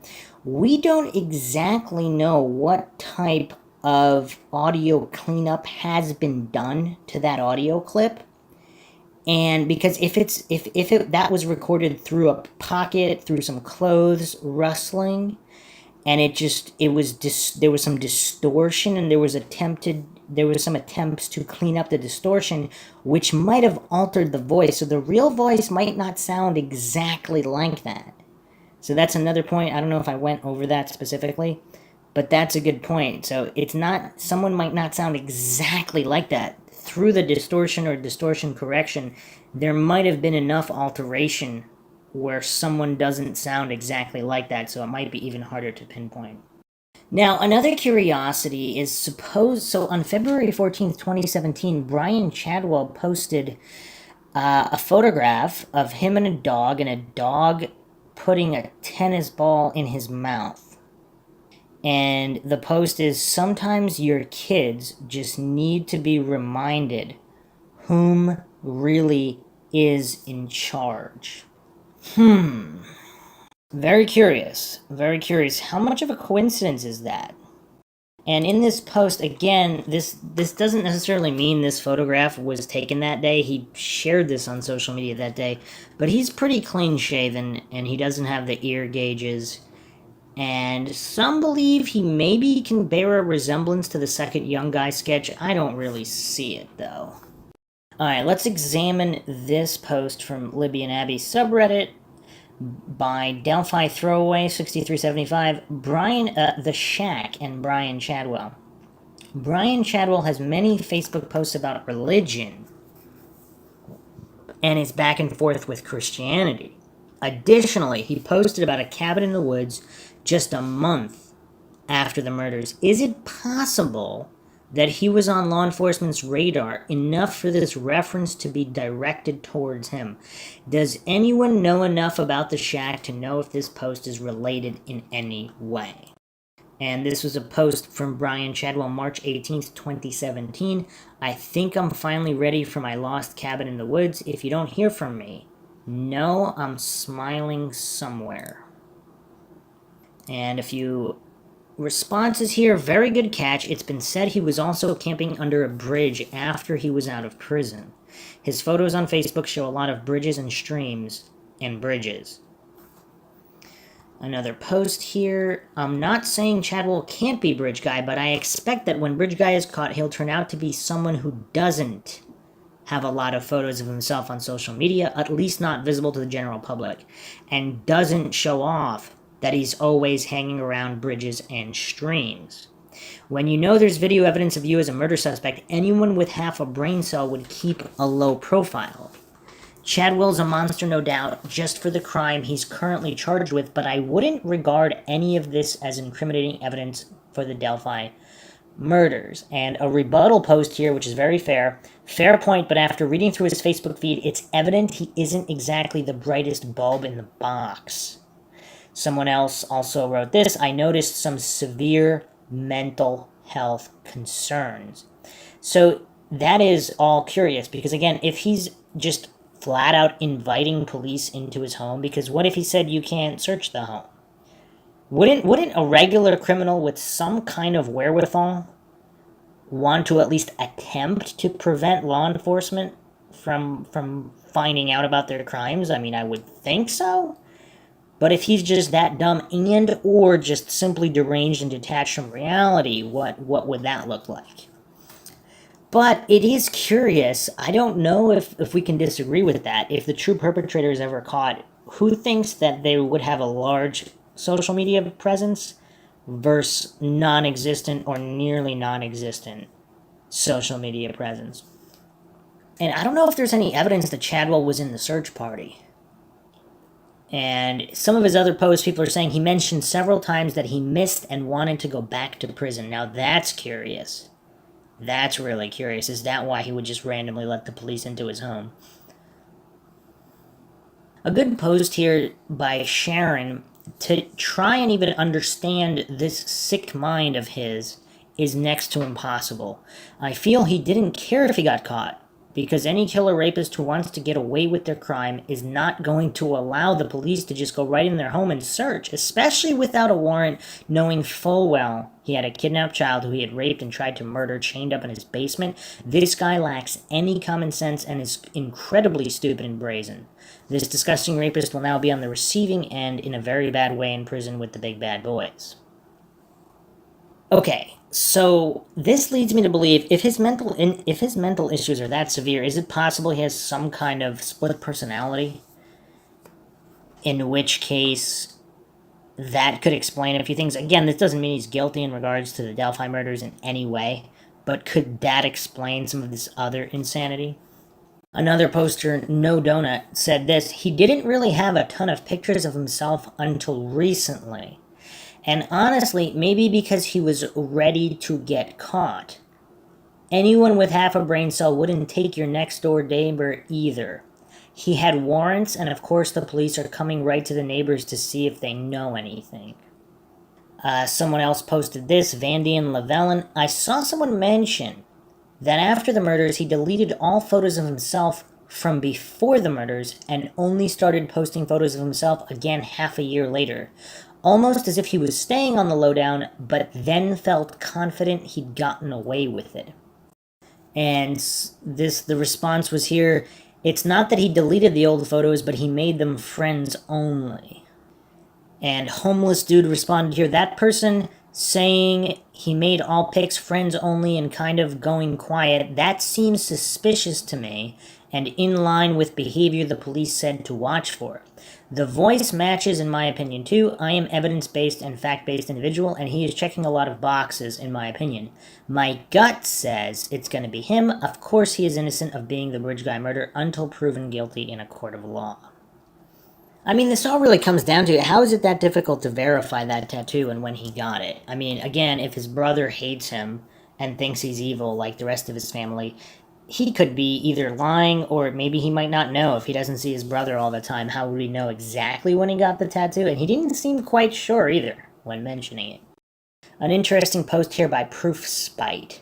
I think there's this false belief that Bridge Guy was some savant or incredible genius. I think he was an animal who got really lucky because the stars aligned for him on that particular day and he was able to take advantage of a couple different things. One, the innocence of the town, i.e. it's okay to let your kids play outside. Two, the innocence of two teen girls just being two teen girls. I just don't believe that him not being caught equates to him being some kind of incredible criminal mastermind. I think he was a beast with unquenchable urges who saw an opportunity and took advantage of it. That's not to say there was no foresight or previous planning, but only that he was waiting for an opportunity and he found it. I mean, yes, but if he wasn't part of the search, I mean, how... It's curious. It's curious. Again, as we went over with the many John Weavers in the previous episode, if you haven't checked that out, make sure you check that out. There's just so many anomalies in the case that don't really add up with some random guy getting lucky. It seems like there had to have been multiple individuals involved, and then there's some other issue going on with law enforcement. And the FBI already possibly being there investigating something. I mean, it's really, really weird. Another interesting post here by Bina620. No opinion here on whether he is or isn't Bridge Guy, but it's worth pointing out that nothing about the Delphi murders means the killer was or is intelligent. In the April Tinsley case, the killer was intellectually disabled, taunted police with notes, and still outsmarted everyone until familial DNA solved it. The police thought he was misspelling everything on purpose because he was intelligent enough to evade them, which ended up being totally wrong. Maybe the Delphi killer just got really lucky that he wasn't caught due to having no previous connection to his victims. Even then, the smartest criminal would need some kind of luck if there was audio and video of him. If the girls hadn't recorded some of the interaction, it might be a complete mystery with even less of a chance of being solved. But here's the thing that these people are not accounting for. How is there nothing at the crime scene, and Chadwell is in the system? He's already a criminal in the system. So if he's that dumb, how did he not leave any trace of his DNA on the scene, which was supposedly very messy, according to some accounts? It's just not making sense. And Hoosier Cold Cases channel actually has a video of Chadwell camping under the Mononhai Bridge December 2020. Not necessarily Chadwell. Someone was camping there, and people are questioning whether or not it was James Brian Chadwell II. And some people point out, I mean, this guy's just going around alone, videotaping the scene where the bodies were found and just the general area of the bridge. And others are saying, does law enforcement still have the area under surveillance? Because obviously murderers like to revisit the scene of the crime. You would think there was some kind of surveillance. I mean, I know they said they put up trail cams, but exactly where and how, I'm sure that could be verified who was camping there in December 2020. It's kind of cold to be camping, isn't it? I don't know. Quite curious. Now, some people are also alleging this could have been some kind of family affair. Chadwell actually has two brothers. Quizzical Cat posted this on Reddit as well. Yeah, I did a little sleuthing on the family, mainly just to see if there were any red flags that could help point to why Chadwell ended up as the creep he did, and to see if there were any major arrests of other family in the past. I'm very interested in learning about why people do the things they do, and if upbringing has any effect on that. Chadwell's dad seems to have his own alcohol issues, but no real red flags with his brothers. His brother Ashley is on the Indiana's domestic violence registry, but it looks like it was one incident back in 2009 that he got a short jail sentence for. His dad made it a point to state that although he raised Chadwell and gave him the same name, he's not his biological father. Then he gave the name of the sperm donor. Then he said that there are 2 other brothers who look just like him. Besides that being an odd thing to say, Ashley and Christopher don't really look like James. So I'm wondering if he's talking about 2 other brothers, probably raised by and with the same last name as the sperm donor. The way his dad said it made me think that maybe there are 2 other brothers who are also bad people, and the dad was trying to say Chadwell turned out how he did because of genetics and not his upbringing. Because why did he feel the need to throw it out there that he has 2 brothers that look just like him? That is weird. That is really, really weird. Huh. Someone else posted this. Did you see the video he posted of one of the relatives printing labels on tasers for the Lafayette police? I wonder if he couldn't have gotten his hands on a weapon that he shouldn't. I often wonder about Delphi and what the police meant by odd weapons or strange weapons, whatever terminology they used. This is all quite bizarre. So apparently one of the relatives prints labels for tasers for the Lafayette police. And if there's a relative connected to the police, was he possibly involved? I don't know. This is all really, really weird. And you would think law enforcement have investigated all of his family connections and possibly other connections to Kokomo criminals. So if there is some vast law enforcement conspiracy, they might be keeping certain connections under wraps because of CIs and other things, but it really doesn't seem like there's anything incredibly damning. A similar voice and just a deranged mind of a proven criminal. I mean, how many other guys are out there that commit these types of crimes with a similar voice? Probably quite a few. How many of them, if it can be definitively proven that he did camp at the Monon High Bridge, that would be a lot more interesting. That would be much more of a solid link. But as of right now, I mean, I don't know if you can say that this guy should be a lead suspect, especially if the images that he posted on social media in February 2017, he didn't look like the sketch, and he looks more like the sketch later. I don't know. The older sketch, there's just so many issues with the sketches and the timeline that it's really impossible to say. But if any new information comes out about Chadwell and all the Mindshockers out there, feel free to drop any other info you may have on Chadwell. We will continue to examine it, but we will also be looking at other persons of interest and other theories. Hope you guys enjoyed another edition of Mindshock True Crime.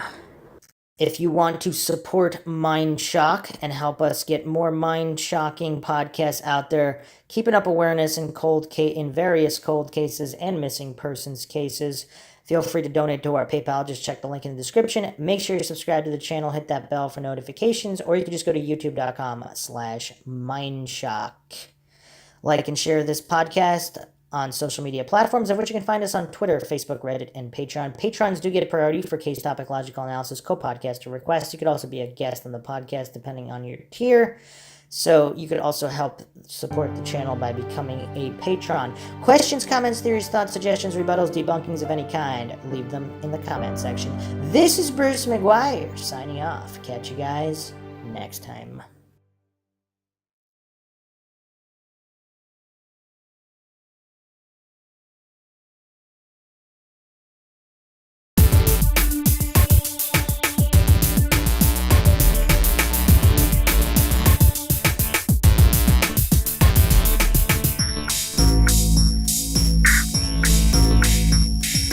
If you like audiobooks or audio shows, check out a free trial of Audible. Just click the link in the description.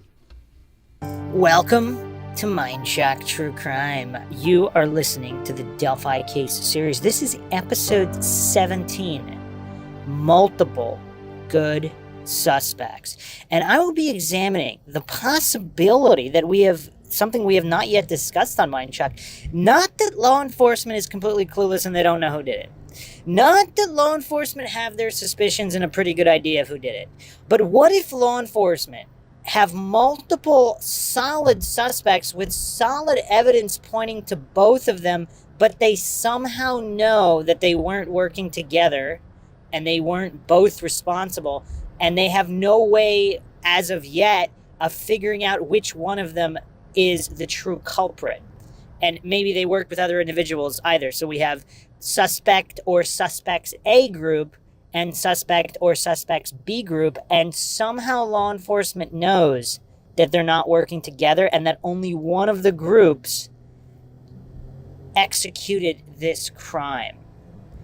And this is something that needs to be examined as well, because I have not heard this being discussed yet.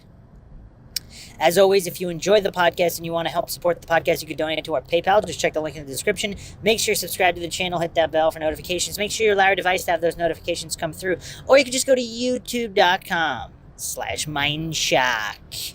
Like and share this podcast episode. Keep the awareness up. Not just in this case, but in other unsolved cases as well. Missing persons case, wrongful convictions. Obviously, awareness is key for any kind of closure in any of these cases. You can share the podcast on multiple social media platforms. Twitter, Facebook, Reddit, and Patreon, where you can find us as well. And patrons do get priority for case topic, logical analysis, co-podcaster requests. You could also be a guest on the podcast, depending on your tier. Questions, comments, theories, thoughts, suggestions, rebuttals, debunkings of any kind, leave them in the comment section.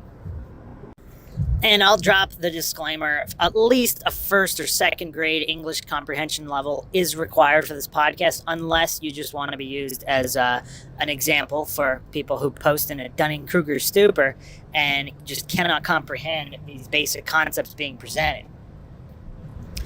So there's been speculation, various different individuals. I won't go into specific POIs. I've gone over them in the previous podcasts. We had Mr. X, of course, a favorite suspect, former mayor. And then on the previous episode, I went over Chadwell and the curiosities surrounding this criminal and whether or not he could be somehow connected to the Delphi case. And on that previous episode, there's also been a video put forth, Hoosier Cold Cases, where apparently people camp near the Monon High Bridge, underneath the bridge, even in the winter months. Which is, I don't know, would people consider that strange? I mean, it gets pretty cold in the winter months in Indiana. I don't know. It's a little bizarre, perhaps. And of course, people commented, wouldn't law enforcement continue to have that area under surveillance? I mean, I don't know. Maybe, maybe not. It's all quite curious. But in this podcast, we're going to be examining not the possibility that law enforcement are completely clueless and or corrupt, although that is very possible, of course. Not discounting that at all. We're just examining different theories. Not that they have one particular suspect they zeroed in on. Maybe they did, and they have no way of knowing for certain. I mean, they really believe it's the guy. But what if they have two different guys or groups of guys, males or females? Again, I'm not presupposing. We have Group A, we have Group B. Somehow they know that they're both not responsible, and yet they believe that one of these groups is definitely responsible. But they don't know which one. So now what do? What if both these groups were involved in the search? What then? If the scene was contaminated to the point where there's multiple individuals' DNA there, how do you make heads or tails of this? What if one of the groups does have connections to some kind of political individuals, mayors, former mayors, police, or law enforcement, so it's very difficult for them to pursue, particularly when they have another group that could very well be possible. So how do they eliminate one group versus another group? And how does the FBI fit into all of this? I've examined this in previous episodes on the possibility that the FBI is investigating some kind of corruption and was prior to the Delphi murders in the first place. So they were already there. Now, how does this intersect with the Delphi murders? So coincidence theorists and authority-worshipping cultists, the Dunning-Kruger crowd, for whatever reason, they hate unknown unknowns. Now, unknowns are variables that are always present. You don't know what you don't know. And you'll notice with the Dunning-Kruger crowd, these individuals that insist that maybe they don't even have a theory, but they insist any kind of theory involving corruption or what they subjectively consider far-fetched in this fallacious appeal to incredulity logical fallacy that they employ in order to write off things that they're too mentally weak to consider in their Dunning-Kruger stupor. They always hallucinate that there are no unknown unknowns that could account for theory ABC being true, whatever, theories they don't agree with or they don't think could be true, again, due to their mental weakness. Unknown unknowns are always present in every case. Now, we have to keep that in mind because this is Mindshock, where the only thing we know for sure is that we don't know anything for sure, and we have to keep logical fallacies in mind. Because this is, of course, a logical podcast, unlike the many other true crime podcasts out there. The whole reason Mindshock exists is because there's a severe dearth of logical true crime podcasts out there that consider every theory and specifically make note not to fall for logical fallacies. Being logical and scientific is being objective, not writing off any theories based on one's subjective viewpoints, opinions, and mental weaknesses in considering theories that they, again, are too mentally weak to consider to be true, like corruption. Corruption is one of these things that the Dunning-Kruger crowd, the coincidence theorists, they maintain, oh, sure, corruption can exist, but it could never exist on this particular level or interfere in an investigation to this particular extent. They just hallucinate these lines in the sand based on nothing but their own baseless opinions. So if there is a major unknown unknown, and it is overlapping the police having two different groups that they think might be responsible. Again, the Group A and Group B, I just said that for the ease of classification. It might be a single individual. It might be multiple individuals. Either way, there's Group A with a single or multiple individuals, and Group B with a single or multiple individuals. If law enforcement somehow know they're both not responsible, they surmise that one group is responsible, but they don't know which, and there is an unknown variable overlapping the situation. Does that account for everything? I believe it might. I believe it might, particularly if one of the groups is affiliated politically or with law enforcement. Now, again, because they don't know for sure which group it is, it's difficult for them to really go all in on a guy that has these kinds of connections. Because how often do politicians really get accused of murder or kidnapping or even drug crimes? Only when there's 100% definitive evidence. Law enforcement typically don't go after these high-ranking officials the same way they would in a classist fashion over a regular private citizen who they might even plant drugs on, of course, plenty of cases, or plant weapons on to make it look like they were somehow violent when they weren't if something goes wrong. Obviously, there's two sets of rules. The cognitive dissonant coincidence theorists, the masses, the sheep, the lemmings, some of them don't want to believe this, but private citizens are not treated the same way as politicians or law enforcement when being accused of crimes. It's supposed to be innocent until proven guilty in a court of law with a presumption of innocence. Obviously, anybody who's got their eyes open knows that unfortunately it's not. Now, I'm not going to ascribe percentages. I'm not saying corruption is rampant. I mean, maybe it is. Maybe it's only 5%, but 5% is too much. Maybe it's 10, 20%. Again, I'm not hallucinating to know the truth, to know the exact figures, but it would be quite silly to say that there's none. Obviously, there's some, and obviously private citizens are not treated the same way as politically affiliated individuals, politicians, mayors, former mayors, or law enforcement. Now, occasionally, you do have law enforcement officers, law enforcement individuals who have character and who will follow the law, and they might bring in such an individual. But it's rare unless the evidence is absolutely overwhelming. So clearly, we don't have absolute overwhelming evidence in the Delphi case. We don't have that here.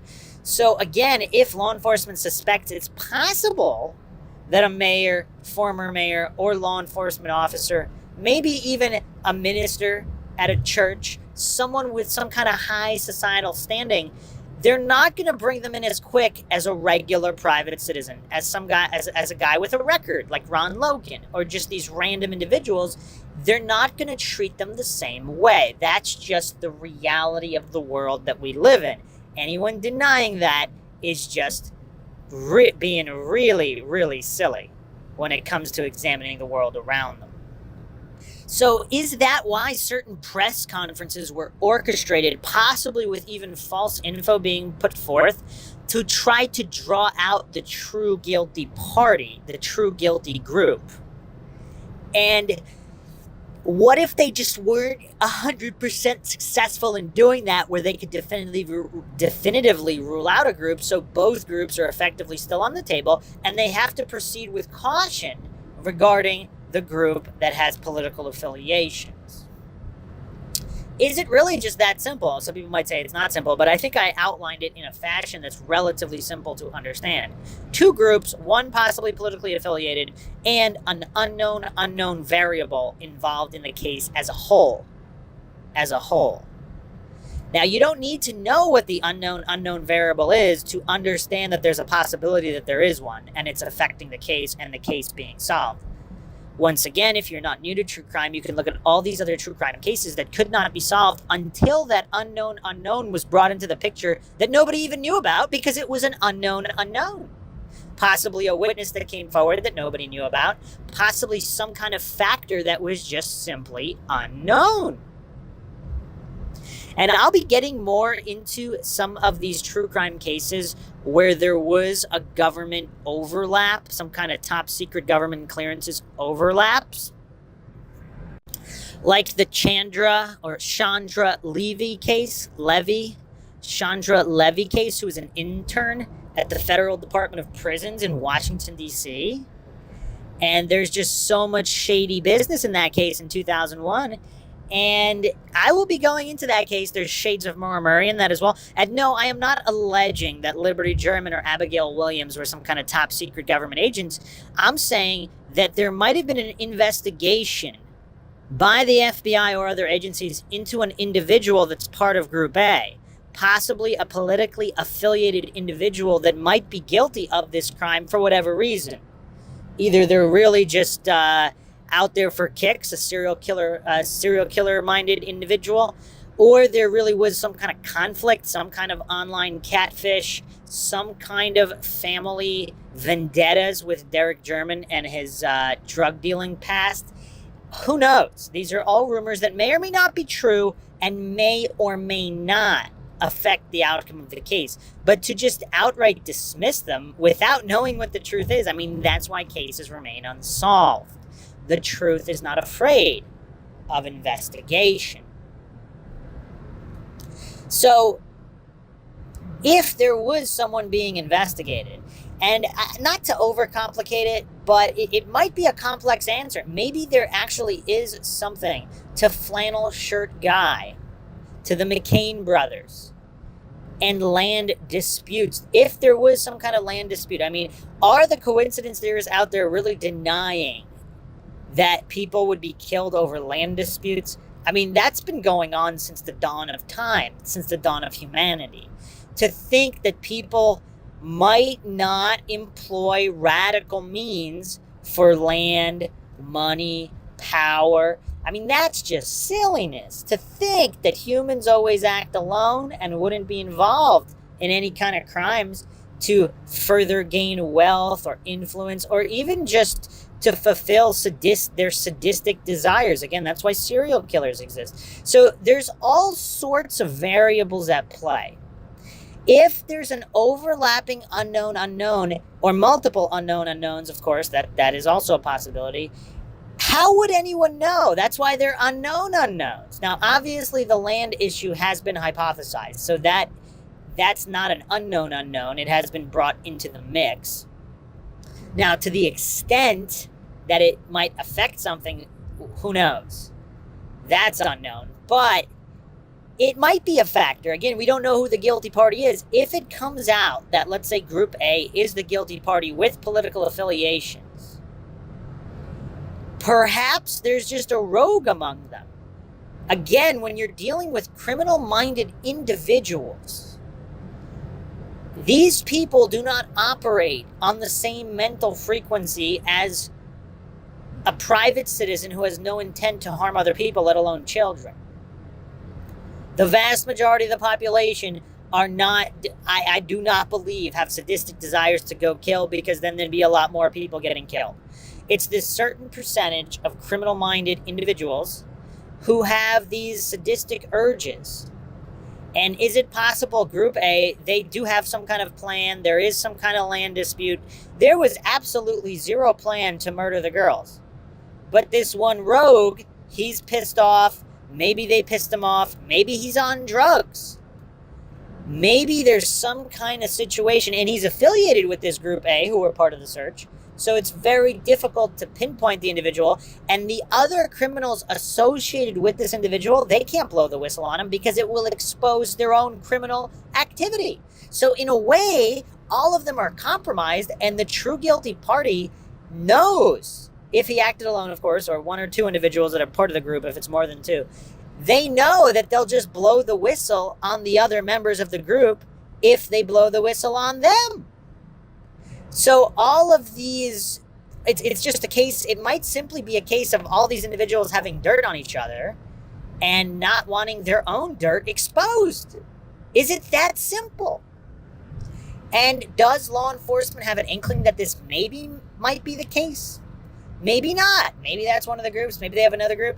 Maybe they're still investigating the off chance that it's some guy like Daniel Nations or Chadwell or any of these other individuals that seemingly they're able to rule out based on other factors that they have not all made public, of course.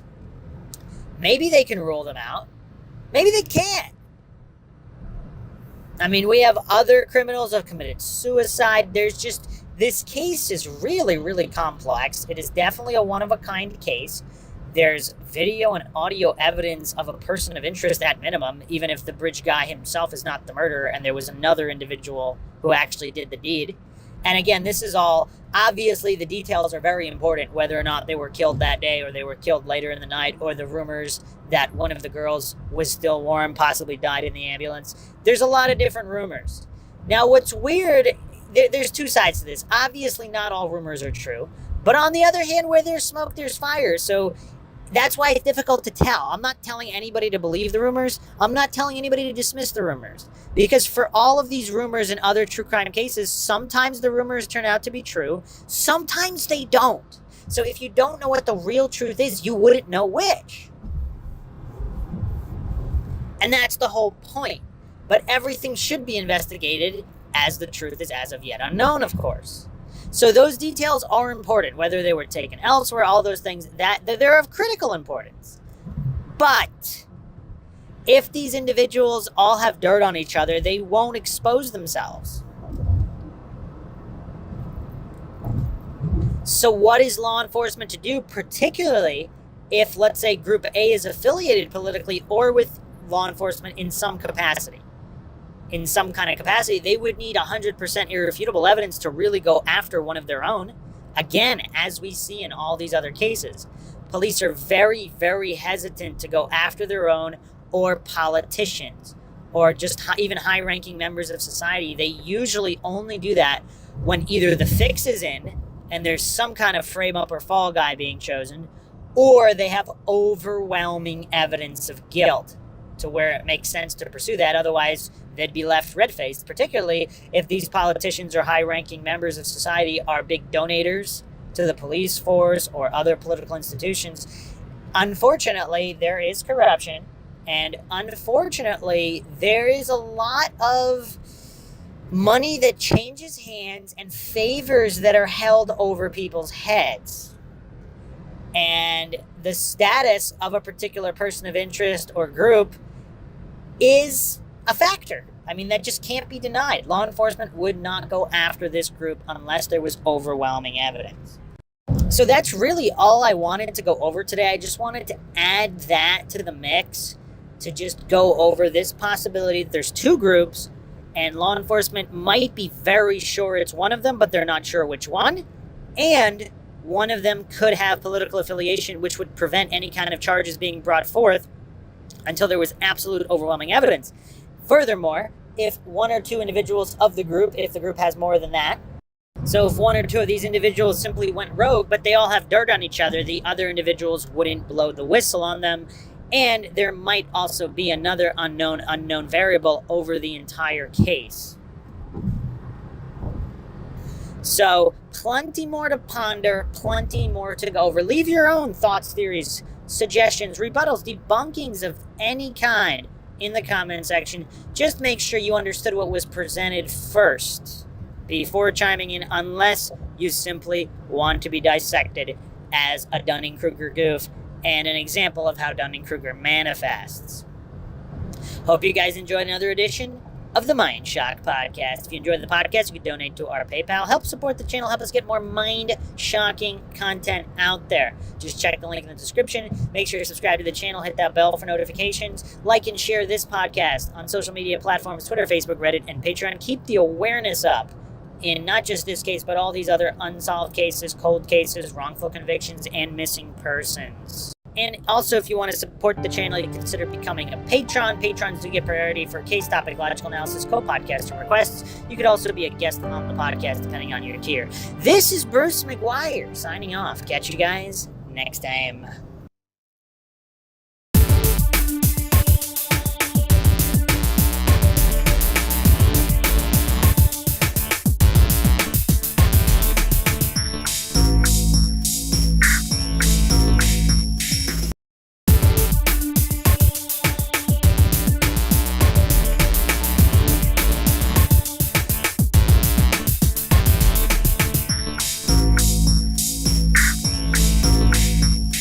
If you like audiobooks or audio shows, check out a free trial of Audible. Just click the link in the description. Welcome to Mindshock True Crime. You are listening to the Delphi case series. This is episode 18, Unexpected.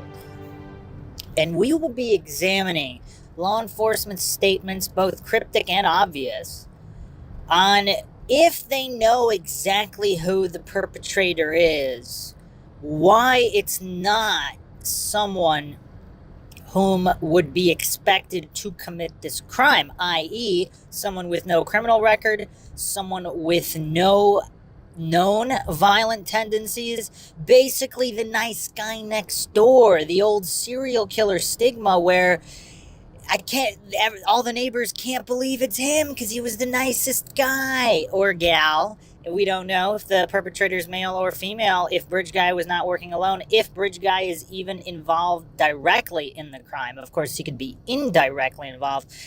Again, so many sketchy statements over the years, it's hard to make heads or tails of them. So, yeah, plenty to discuss and decipher. If you enjoyed the podcast and you want to support the podcast, you can donate to our PayPal. Just check the link in the description. Make sure you're subscribed to the channel. Hit that bell for notifications. Make sure you allow your device to have those notifications come through. Or you can just go to youtube.com/Mindshock. Like and share this podcast episode. Keep the awareness up, both in this case and other unsolved cases, cold cases, and missing persons cases. Of course, awareness is a key factor in keeping the public eye on these cases, which could lead to them being solved. Twitter, Facebook, Reddit, Patreon. Patrons do get priority for case topic, logical analysis, co-podcast requests. You could also be a guest on the podcast, depending on your tier. Questions, comments, theories, thoughts, suggestions, rebuttals, debunkings of any kind. Leave them in the comment section. Alright, so let's talk a guy like James Brian Chadwell. Someone who theoretically could fit the MO, a violent offender. One of his most recent crimes, of course, being sexual assault and attempted murder, possibly. Again, it's it's very, very difficult to get inside these guys' heads on whether or not they're actually trying to kill or they just want to inflict pain and suffering. It doesn't really matter, obviously, because these are criminals that are guilty of these crimes. Basically, law enforcement caught him as red-handed as possible with the child in his actual basement. And as commentators have pointed out, Chadwell, being on probation, must allow a search. He's not in a legal position to decline a search. Now, again, that doesn't help us much, because did he at least try? I mean, how did that go? Did he know he was sunk? Because even criminals that know that they're sunk, they still either try to get out of it, they try to talk their way out of it. Sometimes they just flat out run. Again, these are not the sharpest tools in the shed, especially not a guy like Chadwell. So it's curious the manner in which he just allowed the officers in, or did he not? I mean, it's curious because reports state that he allowed the search. I mean, wouldn't he at least either try to deny, try to deflect something? But if he didn't care if he was caught, because as some other commentators have said, apparently he stated on social media that he missed prison and he wanted to go back to prison. So did he welcome the chance to go back to prison by just letting the cops stroll in without putting up any kind of resistance? Again, we're not really talking legal standing on probation. We're talking about psychological motivations. Like, how did it play out? Obviously, they could have just put him down on the ground and searched anyway because he's on probation. They don't need a warrant. That's not the point. The point is, did he want to be caught, or did he not care if he was caught? Because these kinds of tendencies, it seems like it's a possibility that Bridge Guy or the true perpetrators, if Bridge Guy is not one of them. Again, if you haven't checked out the previous podcast episodes in the series, make sure you check them all out. Because supposedly Bridge Guy was actually arrested and released no longer a person of interest. Now, why would that be? Is it because, was there some kind of error in communication, or is the guy that's on the recording not the guy that perpetrated the crime? You know, something nobody really talks about is there's so many scenarios. There's so many scenarios. What if this guy really was just some kind of wannabe, some kind of male Karen who didn't want them on the bridge, and he's telling them, go down the hill, get off the bridge, it's not safe, whatever, and then he walks away and or witnesses something shady? What if there's some kind of meth dealers nearby, hunters, for whatever reason? Maybe there's some kind of an accident. I don't know. Again, whoever's not there didn't know. Is it possible Bridge Guy witnessed something, or did he simply just want them off the bridge? He didn't want them walk back the way they came because they were closer to the end that he walked them off of. And he simply, again, in his Karen-like stupor, he just wanted them off the bridge. Is it possible they somehow found out he was not guilty of the crime? And furthermore, if he actually left before the crime took place and he just told them don't walk back across the bridge, and they're forced to find some other way around, either they had done that before or not, again, logistics-wise, that's kind of irrelevant to the point. The point here is, what if the guy captured on the video is some guy they thought were creepy? Maybe he saw them going towards the bridge, and if he's kind of like a male Karen, he doesn't want kids on the bridge. And he followed them out on the bridge to get them off the bridge. And if he's that much of a Karen, would he walk them back across a greater distance of the bridge? Or would he simply walk the shortest distance to get them off the bridge and then just say, figure it out? Or was he run off by other shady individuals? He got scared. They told him to leave. They pointed a gun at him. Who knows what the situation is? But it's weird. It's really weird how true crime, so-called true crime aficionados, they get so religious about these dogmas of what did or didn't happen as if they know. They don't know. If you weren't there, you don't know. You can surmise, you can ponder, you can pontificate that law enforcement might know all of this information, might know more information, and might not be releasing it. They might know exactly who did it. If you haven't checked out the previous episodes on different groups of people that may or may not be guilty, and law enforcement can't narrow it down, but somehow they know it's one of two groups of people, or one of two individuals, that could be the case. It could not be the case. We really don't know. But that aside, let's examine the statements here. Law enforcement had said it would be someone you wouldn't expect. Now, why would they say that? That's a curious thing to say. Again, with other cases, you don't see just these random utterances. Oh, it's just not who you would expect. They clearly had reason to believe certain things, like someone who might have turned to Christianity recently, turned to religion, someone who might be acting. I mean, again, some of these are generic profiling characteristics that are made up. But is it possible they know the exact individual or individuals, and they need more to put him away? Again, with a compromised scene, if he was part of the search party, it's all very, very crazy. Not like other cases, of course. So, what does not who you would expect mean? So, when we have a guy like Chadwell, a known offender, most likely mentally disturbed and or disabled to a certain extent. I mean, he does not seem like the sharpest tool in the shed. Again, just watching his social media videos, it's. I mean, who's convinced he knows exactly what's going on in reality? I mean, I'm not convinced. Maybe he does, maybe he doesn't. I really don't know. If he's that disturbed, mentally unhinged, that would be someone you would expect. So if we take at face value the statement, it's not who you would expect, and I'm not suggesting that we do. This is, of course, simply theorizing. We go over many different theories. If law enforcement is onto something, if they are accurate in their statement, it's not who you would expect, then perhaps guys like Chadwell, guys like Daniel Nations attacking people with axes on trails, guys who have a history with trails, the wilderness, violent assaults, maybe even crimes against children, these are guys you would expect. So does that mean it's none of these individuals? Again, if we take it at face value, if we just assume, just for the moment, just to theorize, just to make sure, we go down every avenue, we upturn every stone, because this is Mindshock, where the only thing we know for sure is that we don't know anything for sure. And we're going to logically examine everything, because that's the only way to get to the truth. The truth is not afraid of investigation.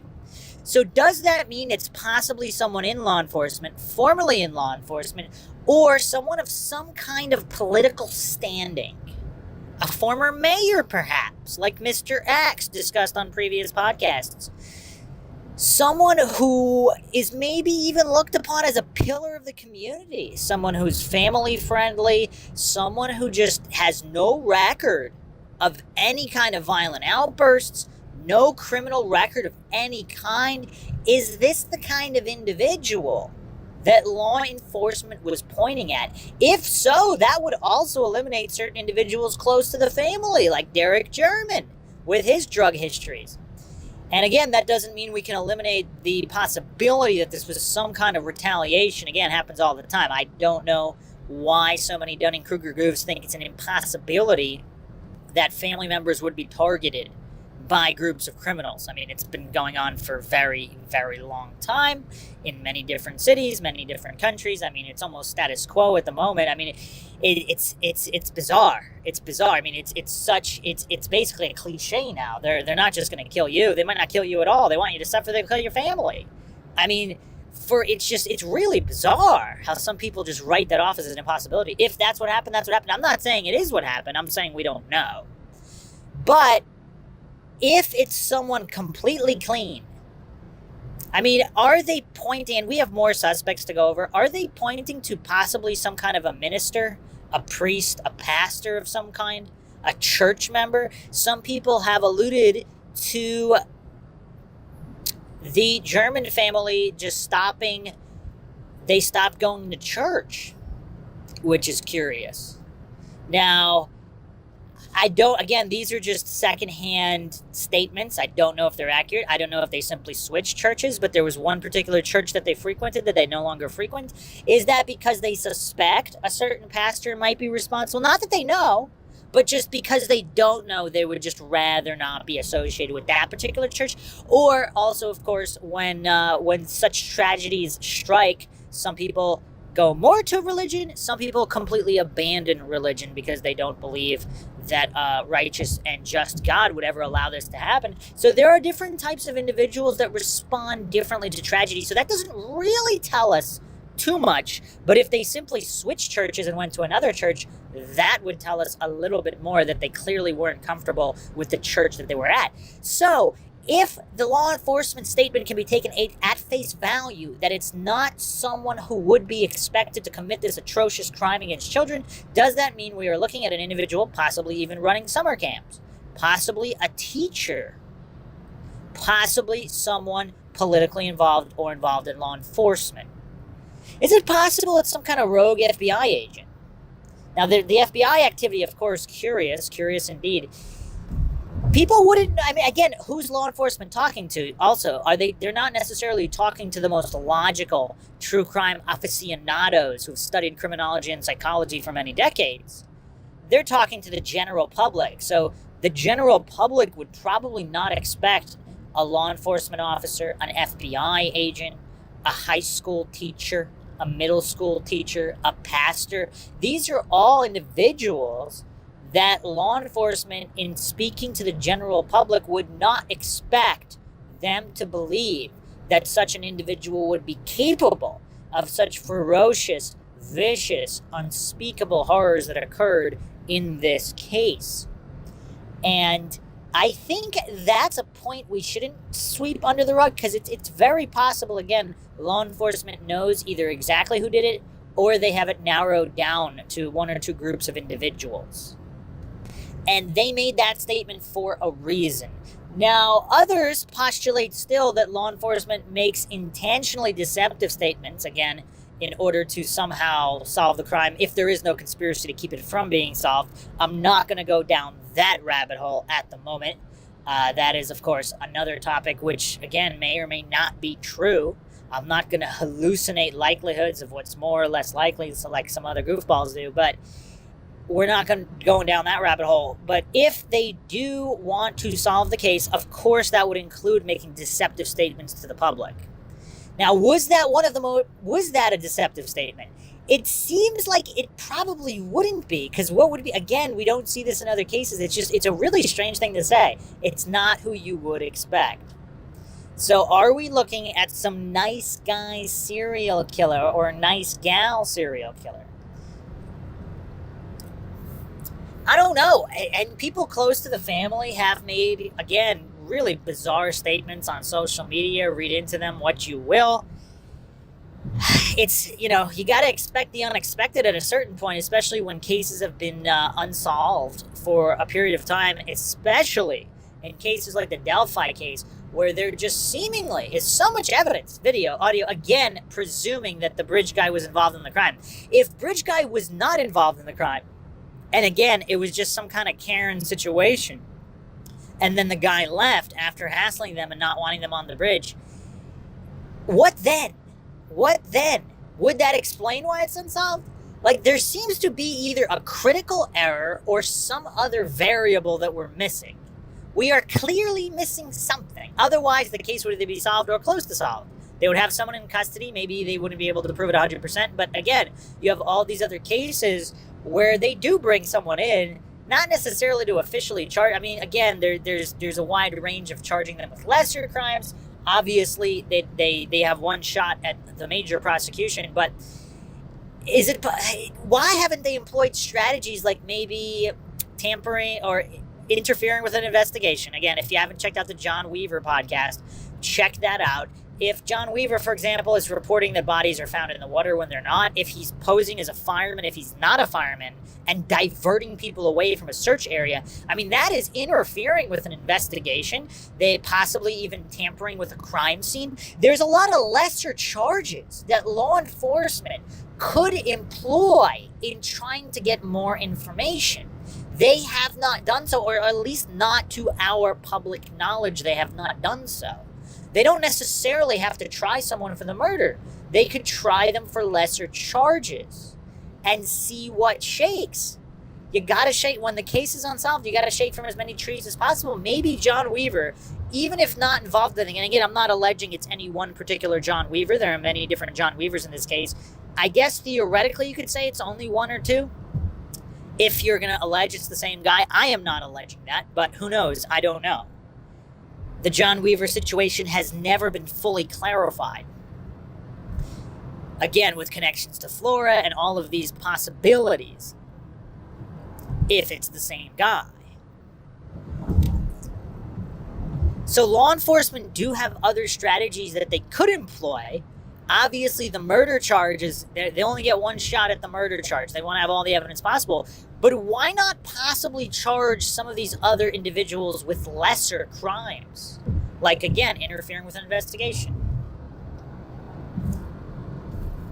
Tampering with a crime scene. I mean, there's all these different charges they could come up with.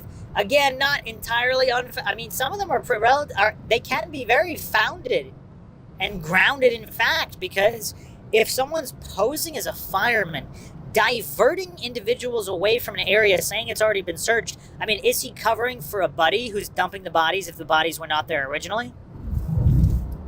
Again, this is a subject a lot of goofs get triggered about because of the thermal imaging drone, where, again, I'm not saying what happened or didn't happen, but it is possible that the bodies were not there. If the drone was not malfunctioning, if the operator was not completely incompetent, it's possible they were not there, and that would account for a lot of strangeness as well if they were taken elsewhere then brought back, particularly if there was never any intention to kill them in the first place. And if there's more than one individual involved, one of them's unhinged, these are things I went over in the previous episode. Make sure you check that out. But there's a lot of possibilities if they weren't there originally.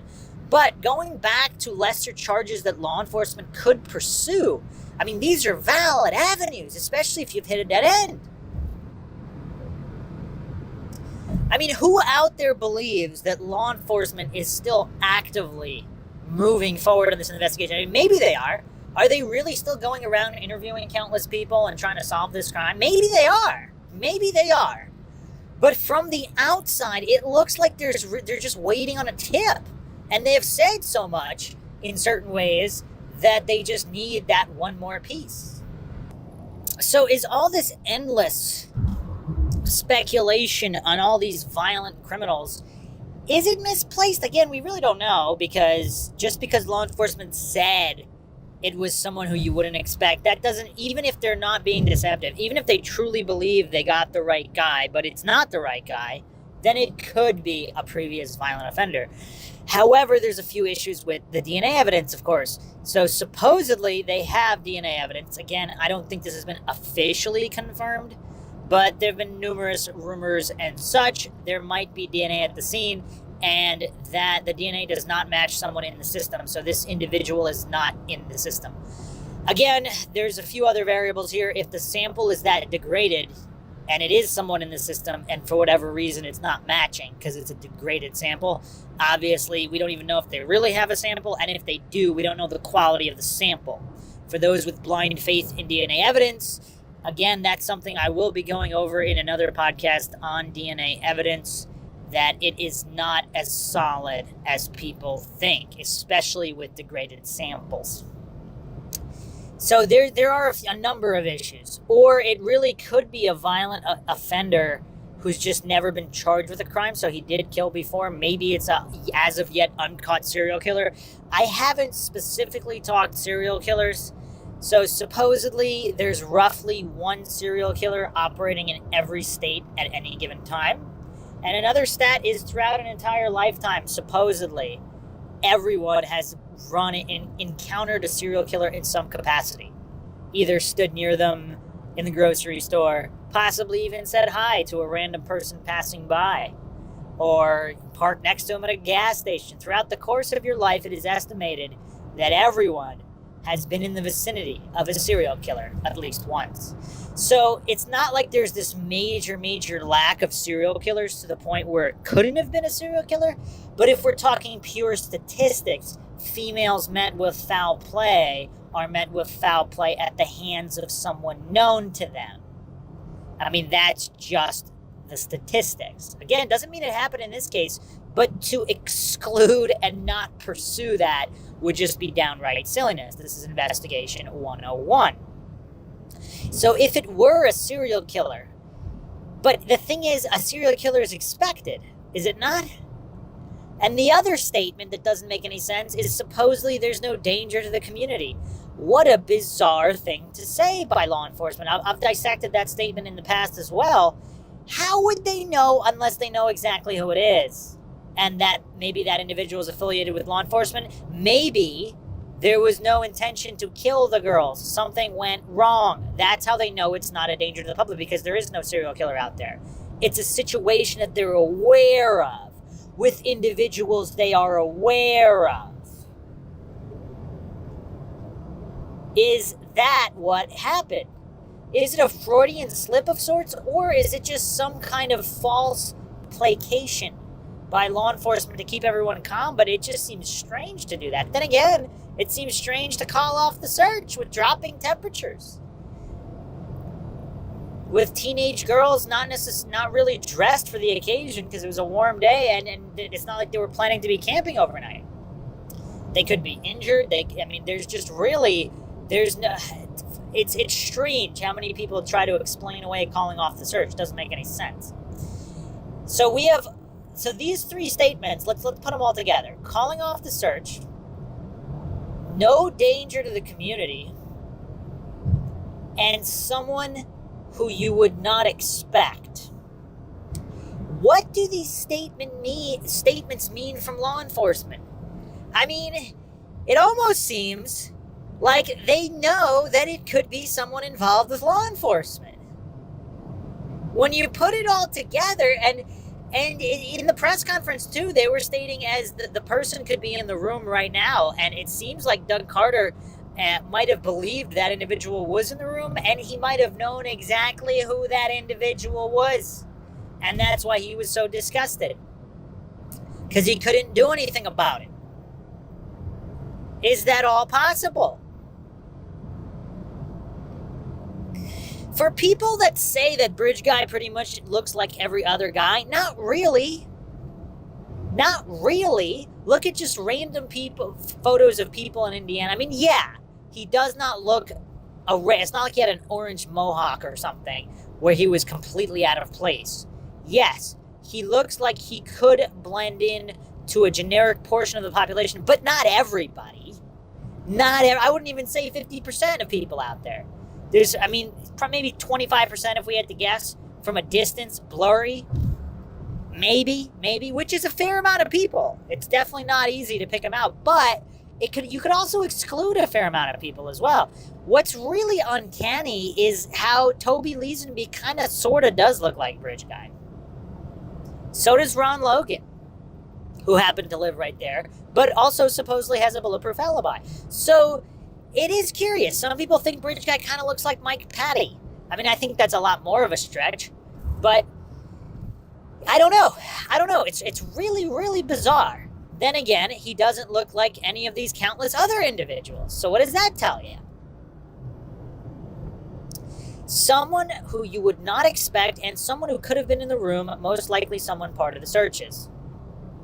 Another way to dissect that is possibly someone the girls trusted, but then why were they talking about the creepy guy? So we have to really... It would almost make more sense if Bridge Guy really was not involved in the crime. Because if the girls are saying there's this creepy guy following him, he's some kind of Karen, he wants them off the bridge, maybe he's part of like some trail keeping group, or used to be, who knows, whatever, some kind of park ranger affiliated individual, or possibly used to be. And he's some kind of an authority figure, but he looks kind of creepy, so he saw that the girls were going in the direction of the bridge, and he didn't want them on the bridge.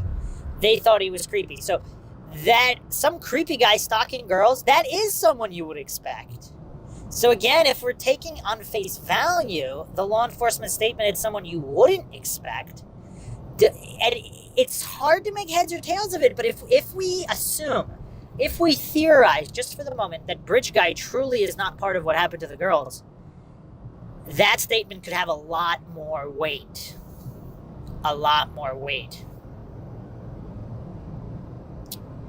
So there you have it. That's what I wanted to mostly go over. All of these statements, some of them conflicting, and that's without even getting into the sketches, because would that also explain that if the Bridge Guy sketch, if Bridge Guy truly was not involved, they thought he was initially. Somehow they ruled it out. They have not stated how.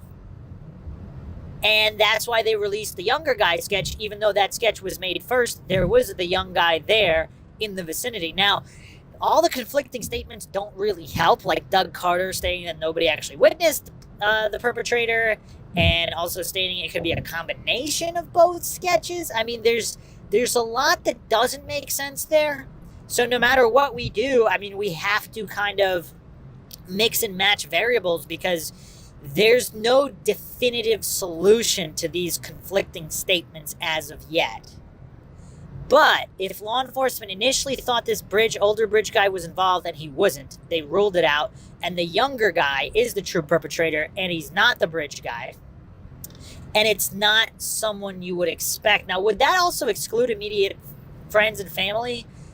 Then again, he's talking to the general public, so I'm not sure. But does that open the door to other individuals like pastors, law enforcement, teachers? Because teachers would also know that they had off that day. That was an unused snow day. So it was a rare day off from school. A teacher or someone affiliated with maybe the PTA or the school, law enforcement, they might know that they had off that day and might have specifically stalked, not necessarily these specific girls, but they were looking for victims and they assumed someone would go out to the bridge. Although, from what locals state, there is a percentage of locals that don't even know that bridge is there. I mean, now they do, but at the time of the crime, there were a lot of people who lived nearby who didn't even know about the Monon High Bridge. So these are all things to keep in mind. It's very, very curious, very, very perplexing. The next episode will be really, really mind-shocking. We are going to go over more possible surveillance of the area at the time of the crime. Hope you guys enjoyed another edition of Mindshock True Crime in the Delphi case series. If you enjoy the podcast, you want to support Mindshock, you can donate to our PayPal. Just check the link in the description. Help us get more mind-shocking content out there. Make sure you subscribe to the channel, hit the bell for notifications, like and share this podcast on social media platforms, of which you can find us on Twitter, Facebook, Reddit, and Patreon. Patrons do get priority for case topic, logical analysis, co-podcast requests. You could also be a guest on the podcast depending on your tiers, and it's another way to support the channel. Consider becoming a patron today. Questions, comments, theories, thoughts, suggestions, rebuttals, debunkings of any kind, leave them in the comment section. This is Bruce McGuire signing off. Catch you guys next time.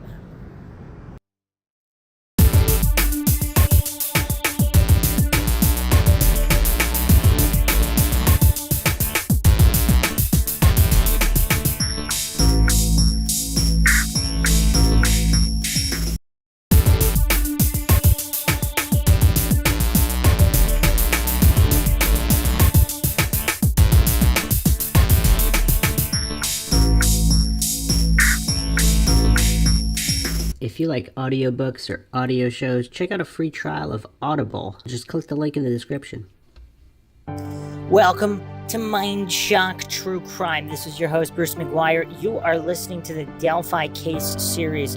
This is episode 19, Deduction Problems. Now, I know I said I was going to go over the surveillance footage in the next episode. That one's actually coming up. I'll be releasing that soon. There's some very interesting information there. I wanted to make sure I covered that completely. But in the meantime, there was one more major issue brought to light by various Mindshock listeners in the comment section. Not specifically, but the bulk of their comments led me to this unique aspect of the Delphi case, which I will be going over. And that's the problem with being able to rule out suspects or groups of suspects that we don't necessarily see in other cases. So we will be discussing that. As always, if you enjoyed the podcast, find it interesting, you can support the podcast. Just donate to our PayPal. Check the link in the description. Make sure you subscribe to the channel. Hit that bell for notifications. Make sure you allow your device to have those notifications come through, or you could just go to youtube.com/Mindshock. Like and share this podcast episode keep the awareness up in this case. That is how cases get solved. Awareness and pressure, not just on law enforcement, but on the public. You can also check us out, Twitter, Facebook, Reddit, Patreon. Patrons do get priority for case topological analysis, co-podcasts, or requests. You could also be a guest on the podcast depending on your tier. Questions, comments, theories, thoughts, suggestions, rebuttals, debunkings of any kind, leave them in the comment section. All right, so what do I mean by deduction problems? So, as many people have pointed out, there's the angle of previous criminals in the area, like Chadwell, individuals with a history of violence and criminal records. On the surface, they seem like really good suspects and potential perpetrators for this case, especially if Chadwell's familiar with that specific Monon High Bridge in Delphi, and especially if he's even camped out there. But regardless, that is one aspect that can't be ignored. Now, you also have this other angle with Mr. X, a possible mayor, ex-mayor, politically connected individual, possibly with another friend or family member that could have perpetrated this crime. There's a lot of coincidences there, but we can't rule it out. To the people that think, oh, there's no chance, all they have are these appeal to incredulity, logical fallacies, and blind faith in authorities. So that can't be definitively ruled out. Now we have the police angle. Some people even believe it was Doug Carter or Sheriff Leesenby.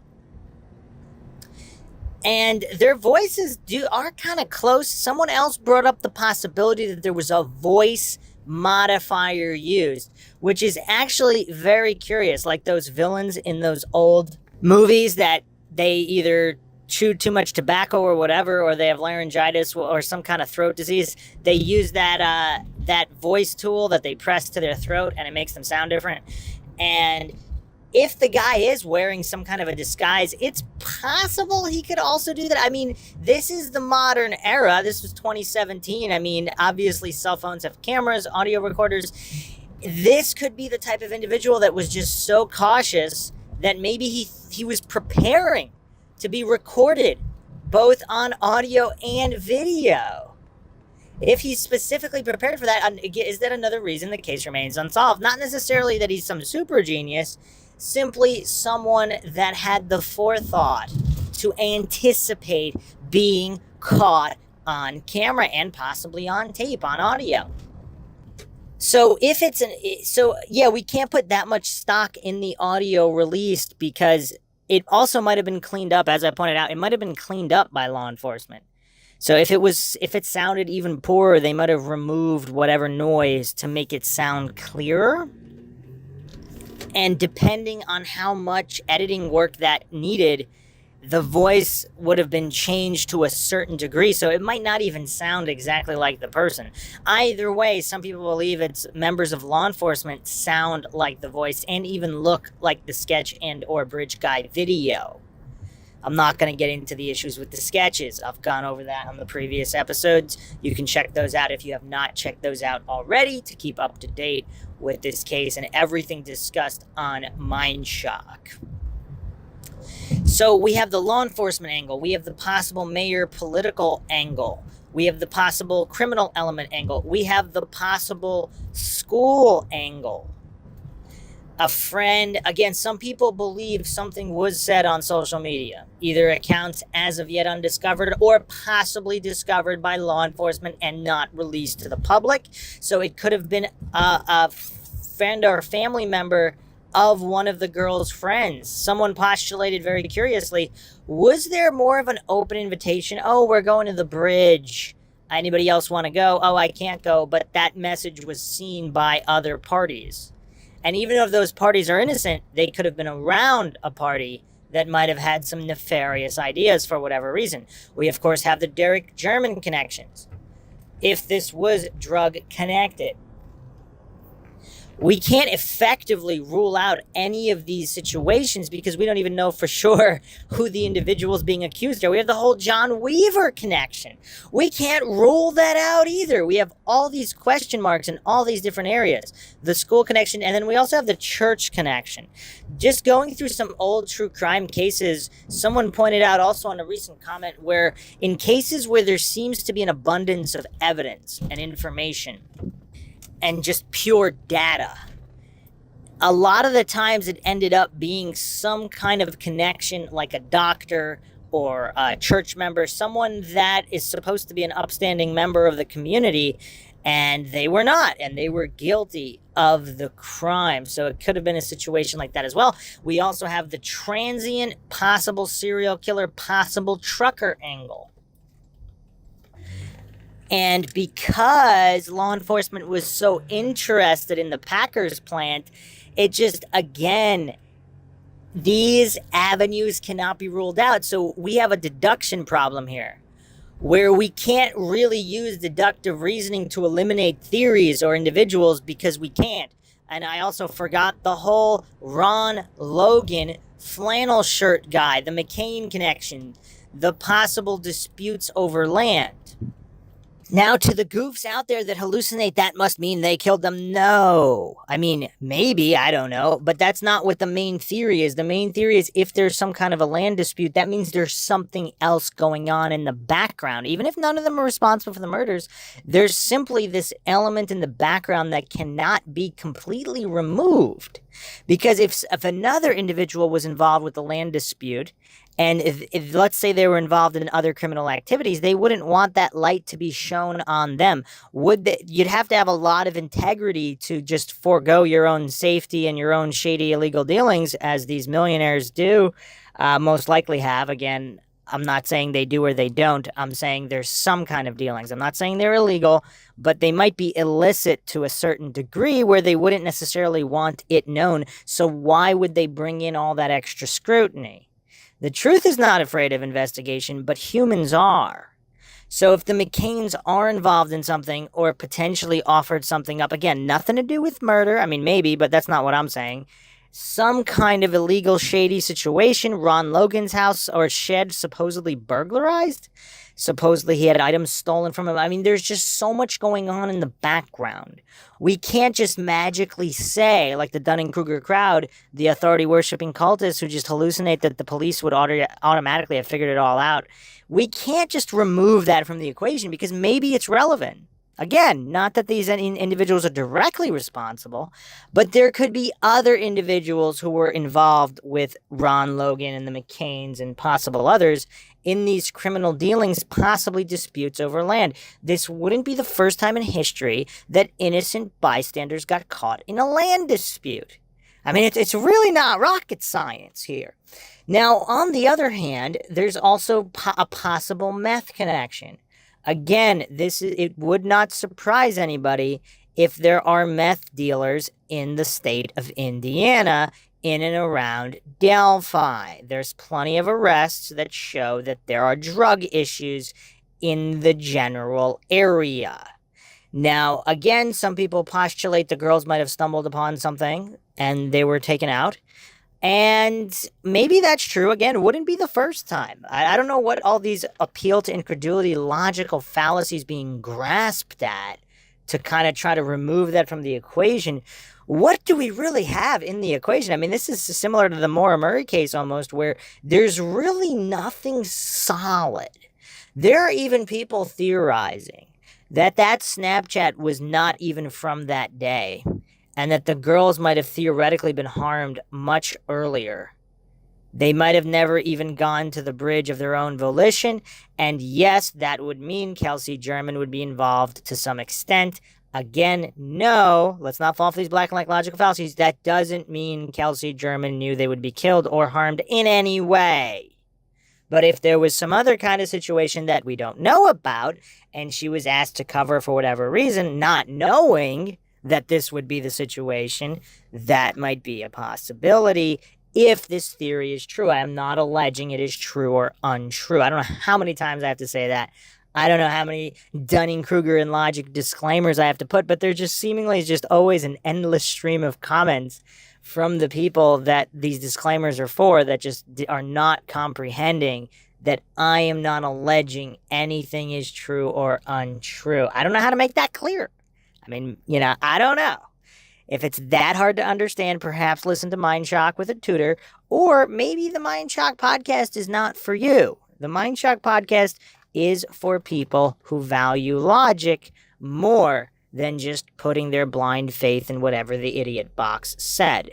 This is a podcast for thinking. So this problem with deduction means we cannot specifically eliminate any of these individuals, tertiary or otherwise. And the Kokomo crew theory is also one we cannot just remove from the equation, because there's an issue with, again, the original sketch. I don't really want to go too far into it, but apparently a lot of people are pointing the finger at the arguing couple and saying that they were directly responsible, or possibly indirectly responsible. They were responsible in some fashion. And if this arguing couple were in fact part of the guilty party or associated with the guilty parties, this is a guilty party that was overheard in some kind of argument. Other people postulate that the voices heard were actually Liberty German and Abigail Williams, possibly arguing with the perpetrator or perpetrators, or possibly another party that didn't end up killing them but was there. Were they meeting somebody there? Did they meet with the individual they wanted to meet with and then that individual left, pissed off, or otherwise?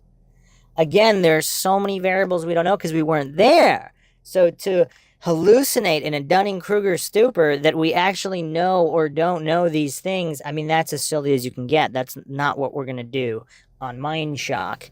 So if someone overheard the arguing couple, so to speak, was it not an arguing couple? And was the description of Bridge Guy intentionally false to hide whoever was involved?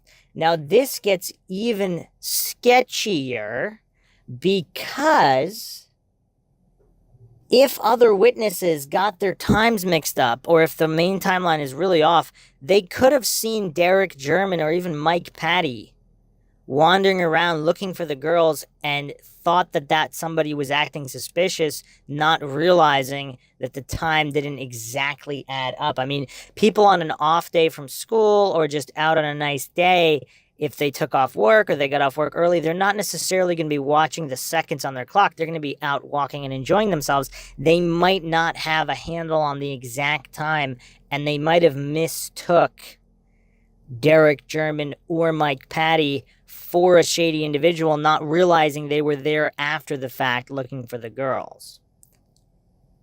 Now, another theory that's even darker is if the girls did go missing, so to speak, or if they didn't show up, what if they met up who they wanted to meet up with, and they, by their own will, or maybe not, but if it was by their own will, they wanted to hang out with these other individuals, and then Derek German or Mike Patty showed up, they might know more than they say. That doesn't mean they killed the girls, of course. There might be a lot of missing information here. Now, this is Mindshock, where we go down every single rabbit hole. Another commenter posited that the girls made some kind of suicide pact, and that's how that went down. Again, I don't see any real evidence of that. I'm not going to dismiss that outright, but out of all the theories to using deductive reasoning to remove, I mean, that would probably be the first one I would eliminate, just because there's less shadiness there than anywhere else. I mean, are there...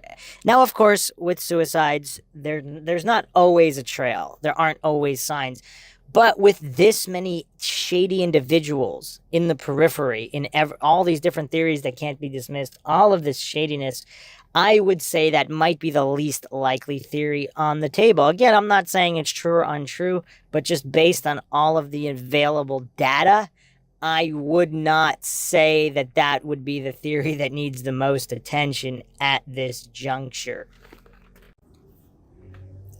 So that all makes the case. So all of these avenues of investigation that can't be definitively ruled out, very problematic. That's what these problems of deduction are.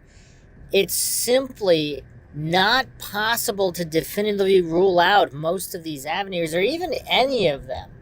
I mean, other than maybe the suicide one, it just seems very, very problematic. And of course, there are variables that are unknowns. Like, the entire timeline just seems very, very suspect. And again, looking over other cold cases, other true crime cases that were eventually solved, a lot of the time there was a missing variable. Something didn't happen the way it was presupposed or initially reported. There was not that there was corruption or intentional lying, although maybe there was, but simply mistakes were made. It's really not that shocking. I mean, coincidence theorists and these authority-worshipping cultists act like nothing could be ever misreported. That nothing could be misreported ever. I mean, it's just really weird. So if the Snapchat didn't take place that day, if there's some other major shift in the timeline, that doesn't make any specific individuals guilty or innocent. Simply unresolved issues and assumptions made that perhaps should not have been made. That's why when you look back at cases, you really have to go back to square one. If you haven't checked out the Mindshock podcast on Back to Square One, I went over all of these issues with unsolved cases and how going back to square one is usually the best solution to definitively verify everything. Because the Snapchat only tells us when it was uploaded to Snapchat. It doesn't necessarily mean the photo was taken that instant. It could have been taken a different day. Actually, I didn't even go over the craziest theory. Again, it's tough, but some people actually believe the entire case is a psyop, similar to the JonBenet Ramsey case. Now, in the JonBenet Ramsey case, there actually is some evidence to suggest it's a psyop. Now, psyop does not mean that these people never existed or there wasn't even necessarily a murder that occurred. Maybe there was. It just means it's being used as a psychological operation for whatever purpose. Now, there is one researcher, I actually forgot her name. She has introduced the definitive theory that JonBenet Ramsey never existed. I'll be going over that theory on an episode of the Mindshock podcast, because this is Mindshock, of course, where we're not going to cling desperately to fallacies just because something might be hard to believe, because how hard something is to believe does not necessarily correlate with whether or not it represents reality. There's plenty of things that are difficult to believe that are actually true. I'm not saying this is or isn't one of them. But yeah, with the Delphi case, it's difficult to see how it would be a psyop given all the information that's known. But again, a psyop could be many different things. We don't do black and white logical fallacies on Mindshock. There could be some subtext we're missing, the FBI agent that was present beforehand. And again, is there even a roving serial killer? Is it possible? I mean, I suppose it's possible. It's estimated that there's at least one serial killer operating in every state. And if you haven't checked out the Mindshock podcast, The Missing, I actually go over individuals who are never reported missing that are actually missing. And what percentage of those individuals could have met with a serial killer and been killed by one, and nobody would ever know because nothing was reported.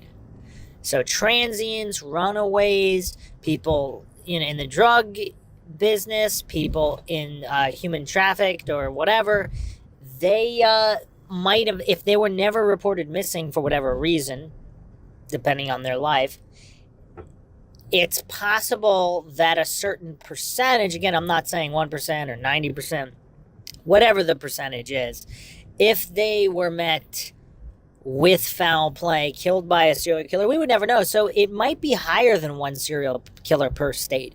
It might be 1.5 or 2 or even 3 serial killers per state. And again, different serial killers have different MO. Not all of them have just go around killing people all the time in a high frequency. Some of them lay dormant for many years. So it's very, very difficult to eliminate any avenue, and that's what causes this problem of deduction. All the Mindshock listeners out there, if you feel you can definitively rule out any theories, feel free on exactly how you do that. And again, any logical fallacies will be called out because this is Mindshock. Hope you guys enjoyed another edition of the Mindshock podcast. If you want to support the podcast, you can donate to our PayPal. Just check the link in the description. Help us make more mind-shocking content and bring awareness to even more cold cases. Make sure you subscribe to the channel, hit that bell for notifications, like and share the podcast on social media platforms, of which you can find us on Twitter, Facebook, Reddit, Patreon. Patrons do get priority for case topic, logical analysis, co-podcast, or requests. You could also be a guest on the podcast, depending on your tier. Questions, comments, theories, thoughts, suggestions, rebuttals, debunkings of any kind, leave them in the comment section. This is Bruce McGuire signing off. Catch you guys next time.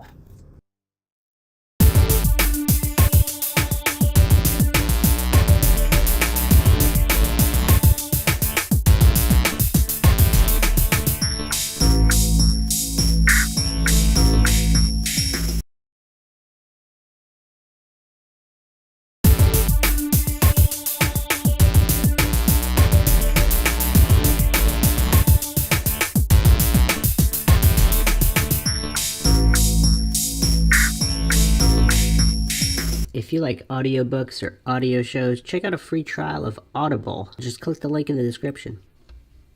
Welcome to Mindshock True Crime. You are listening to the Delphi series. This is episode 20, Trail Cam. Yes, indeed, there was a video camera, a trail camera, on the exact trail the girls were hiking on that fateful day, and we will be examining the issues with the trail camera. As always, if you find the podcast interesting, you can donate to our PayPal. Just check the link in the description, help support the channel. Also, like and share this podcast, keep awareness up in this cold case as well as other cold case and unsolved murders. Awareness is obviously what gets cases solved. Make sure you subscribe to the channel, hit that bell for notifications, make sure your loud device have those notifications come through, or you can just go to youtube.com/Mindshock. Questions, comments, theories, thoughts, suggestions, rebuttals, debunkings of any kind, leave them in the comment section. Twitter, Facebook, Reddit, Patreon, where you can find us. You could also become a patron, support the channel that way. And also, case, topic, logical analysis, co-podcaster requests are priority for patrons. So let's dive right into this. So this was actually brought to my attention on the Libby and Abby subreddit, which has a lot of discussion on it. There was a post here about 2 months ago, how law enforcement knows Derek was searching for the girls while the killer was still there. And again, this is Mindshock, where the only thing we know for sure is that we don't know anything for sure. I am not alleging anything here is true or untrue. I am not alleging that law enforcement does or does not know any of these pieces of information. These are posts on Reddit. Obviously, law enforcement has access to all of this information that's reported on the subreddit. Whether they know that it's true or not, that is another matter. Of course, they have not disclosed much information publicly. So here's the post. According to the Delphi resident with inside information, the killer was still in the area for around 20 minutes. While Derek was looking for the girls, he was seen on camera, along with what the insider said was also a bicyclist. I've seen people wondering how they could know this, and it's pretty simple. The audio video didn't stop recording. It was more than likely still in Libby's pocket, or it was on the ground somewhere still picking up noises. Obviously, all we see is that short clip of him on the bridge. I think the rest of the video is screaming or distorted audio and just movements. The video is timestamped and probably has audio-video occurring indicating he's still there that matches the timestamp on the video that picked up Derek. So, a lot to unpack there. So, the first question here was, whose camera captured Derek? And the response was, apparently there were trail cams. There was one at the south end of the bridge that had been vandalized and was not working, unfortunately. So multiple trail cameras. One was right there at the bridge. Now, is it a coincidence that it was not working? So there's a lot of issues there, because that could theoretically mean it could have been someone in some kind of position of authority that knew about the trail cams and made sure to vandalize it and make sure to render it incapable of recording. I mean, that still begs the question if Bridge Guy did know he was being recorded. And this all, of course, we don't know if he was acting alone, how many parties responsible. Was one party responsible for corralling them? Other parties responsible for removing them from the scene, bringing them back? These are all issues we've addressed on previous episodes of the podcast. So if you haven't checked out the previous episodes, make sure you check them all out. There's a lot of information. Very little is definitively verified.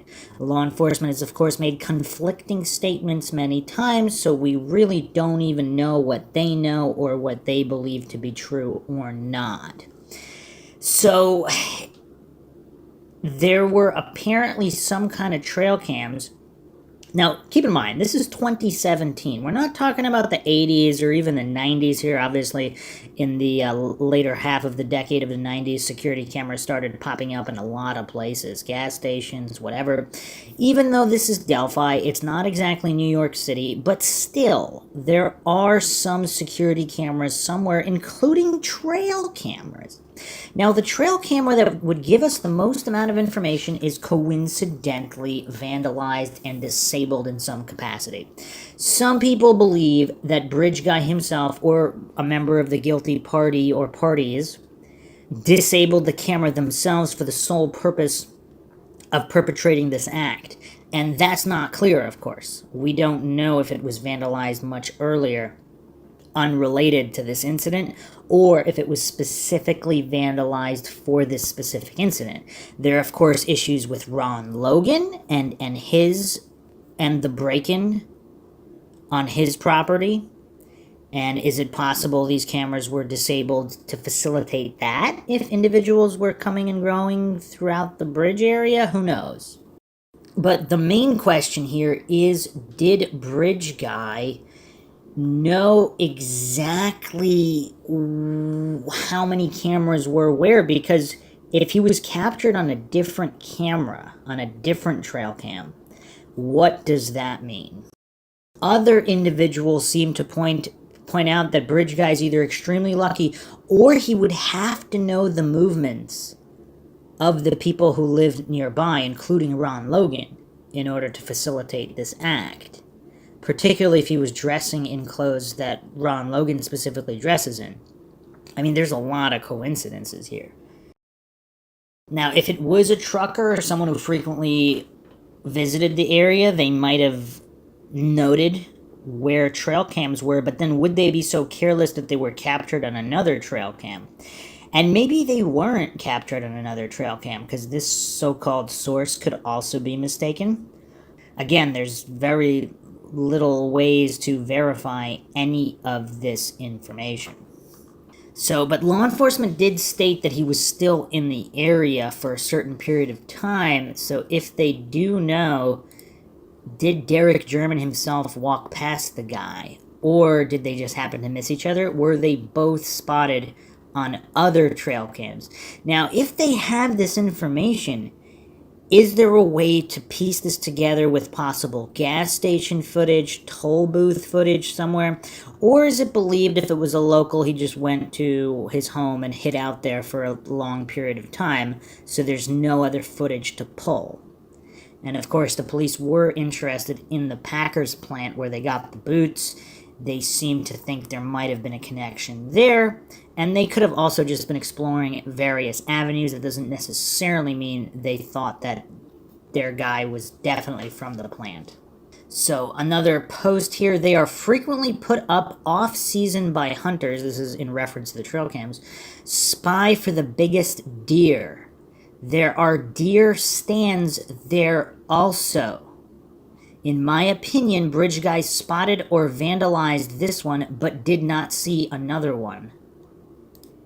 And that's curious. So if Bridge Guy is not the perfect calculated serial killer with a high IQ, of course, it is theoretically possible he did not spot other cameras and he disabled what he could spot.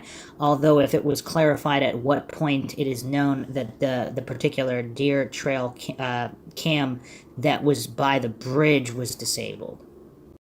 Now, what's also curious is that early on, the images were suspected to have come from a trail camera, which is curious. So that means people did know about the trail cameras. A couple more posts here. This is from the subreddit Delphi Murders. Trail cameras at Monon Bridge. Derek German, Libby's father, was reportedly spotted on a trail camera walking and searching for the girls. Also, an older man on a bike was reportedly spotted on the camera riding by the trail. Why do you think the girls and Bridge Guy were not seen on that camera? And some people were... Now, and do we know for a fact that they weren't? But other people discussing this here, it is interesting that Bridge Guy and the girls were not seen at all because Derek German said he walked the trail from the parking lot and up to the bridge. Could only one camera have been working, or were cameras off or disabled by Bridge Guy? And someone with a trail cam commented here, I have a trail cam so I can offer some insight. Depending how cheap the trail cam is and how it was set up, it's possible something else triggered the cam, like a squirrel, and was then on time delay when the girls and Bridge Guy went by, or it's possible the cam was just wonky.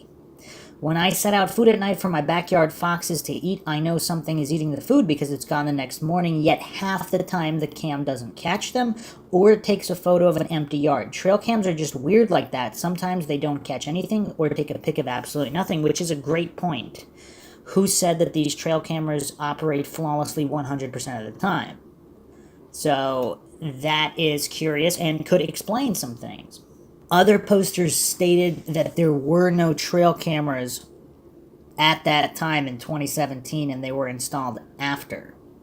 Other people are speculating that the Mears family has a camera, security camera, or deer camera on their property that overlook the bridge and the trails, and that this video could have been from, that the video in question could have been from their camera and not the trail cam.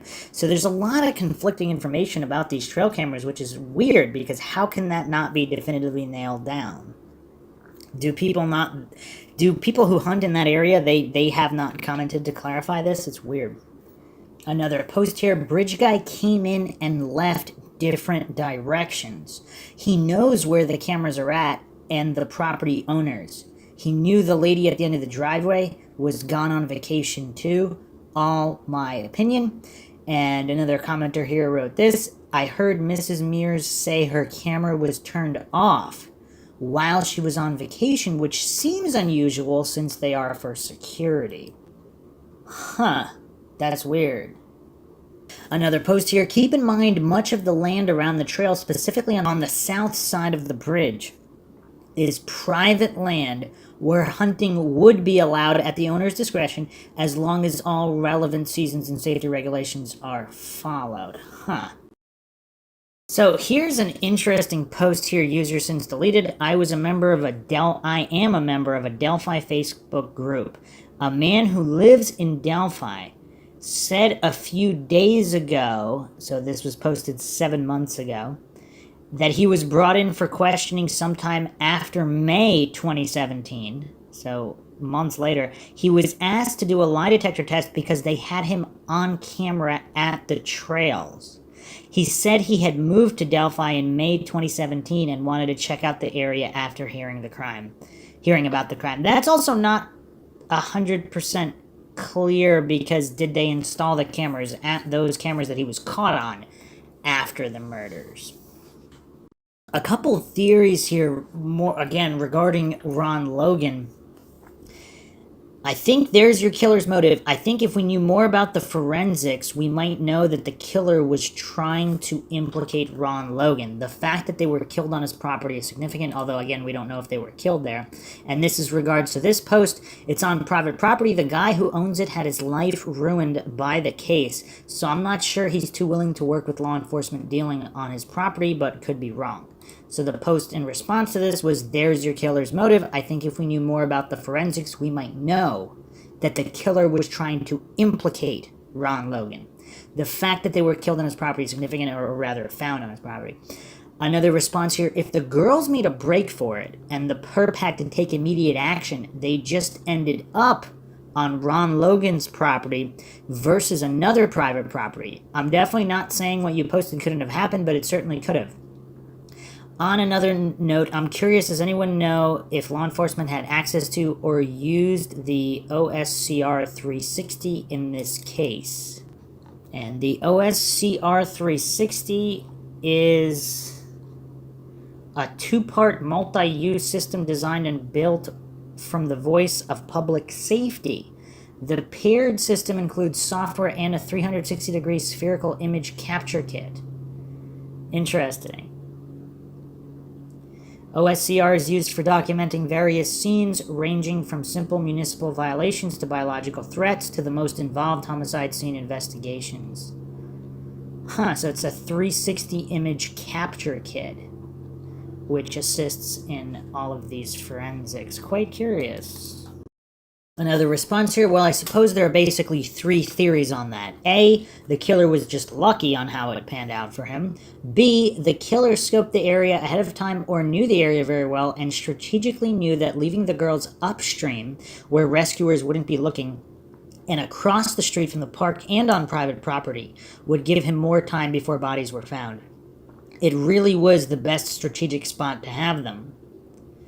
C, the killer has some personal vendetta or connection with Ron Logan and purposely picked that location to make that connection.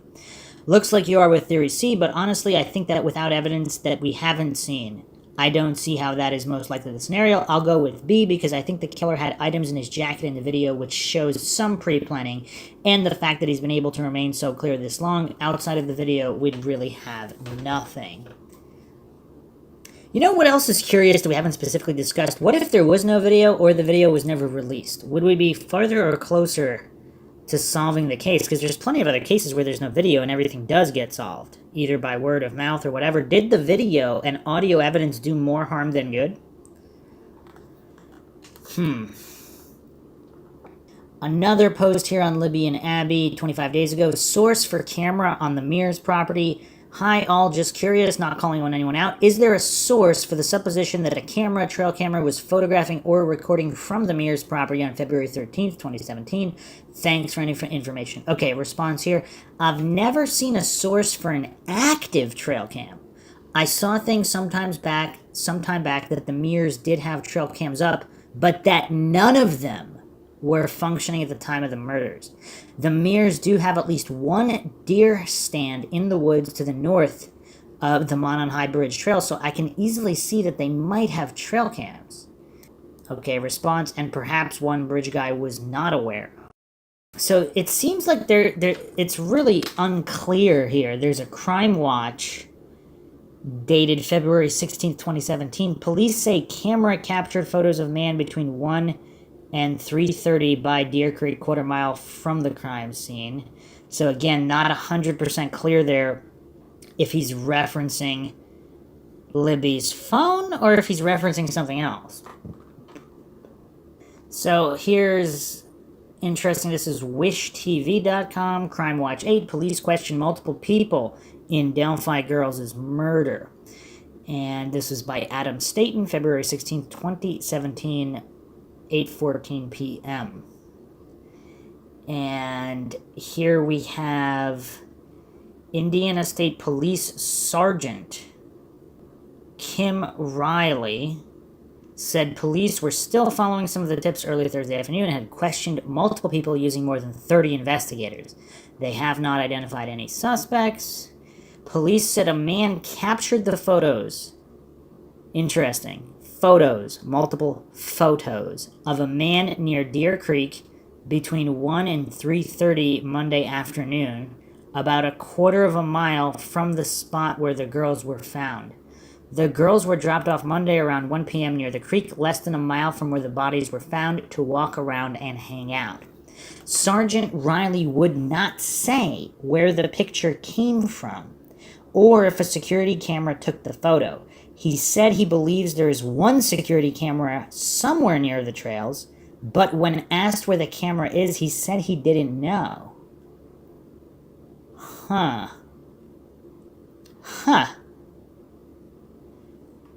Do we know for sure that the video that the frames that we have of Bridge Guy came from Libby's phone?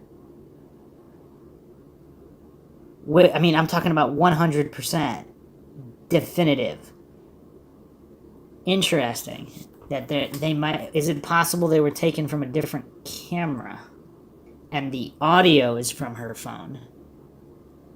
Maybe her phone has video also, and there's yet another security camera. Let's not fall for black and white logical fallacies here.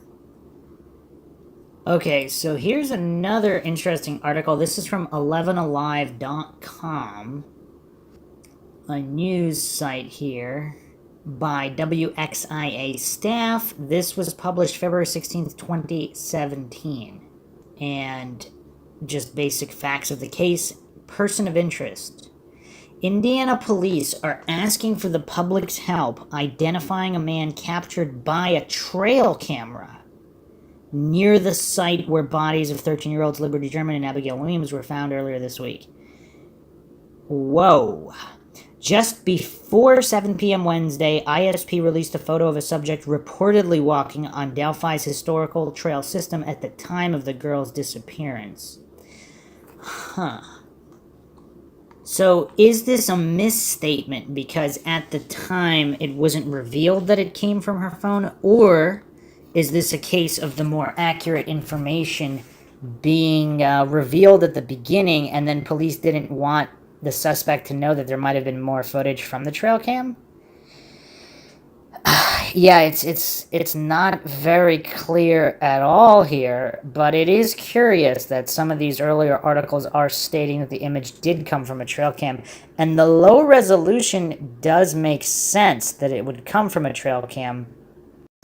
2017. If they were actively filming him, the footage might be better in 2017. I mean, this looks like unless again, they were trying to pass it off as they were filming each other, and he was in the background, and they wanted to make it seem like they weren't recording him, and this is a blown-up image from the background. That could explain the low resolution, or is it more likely that it's from a trail camera?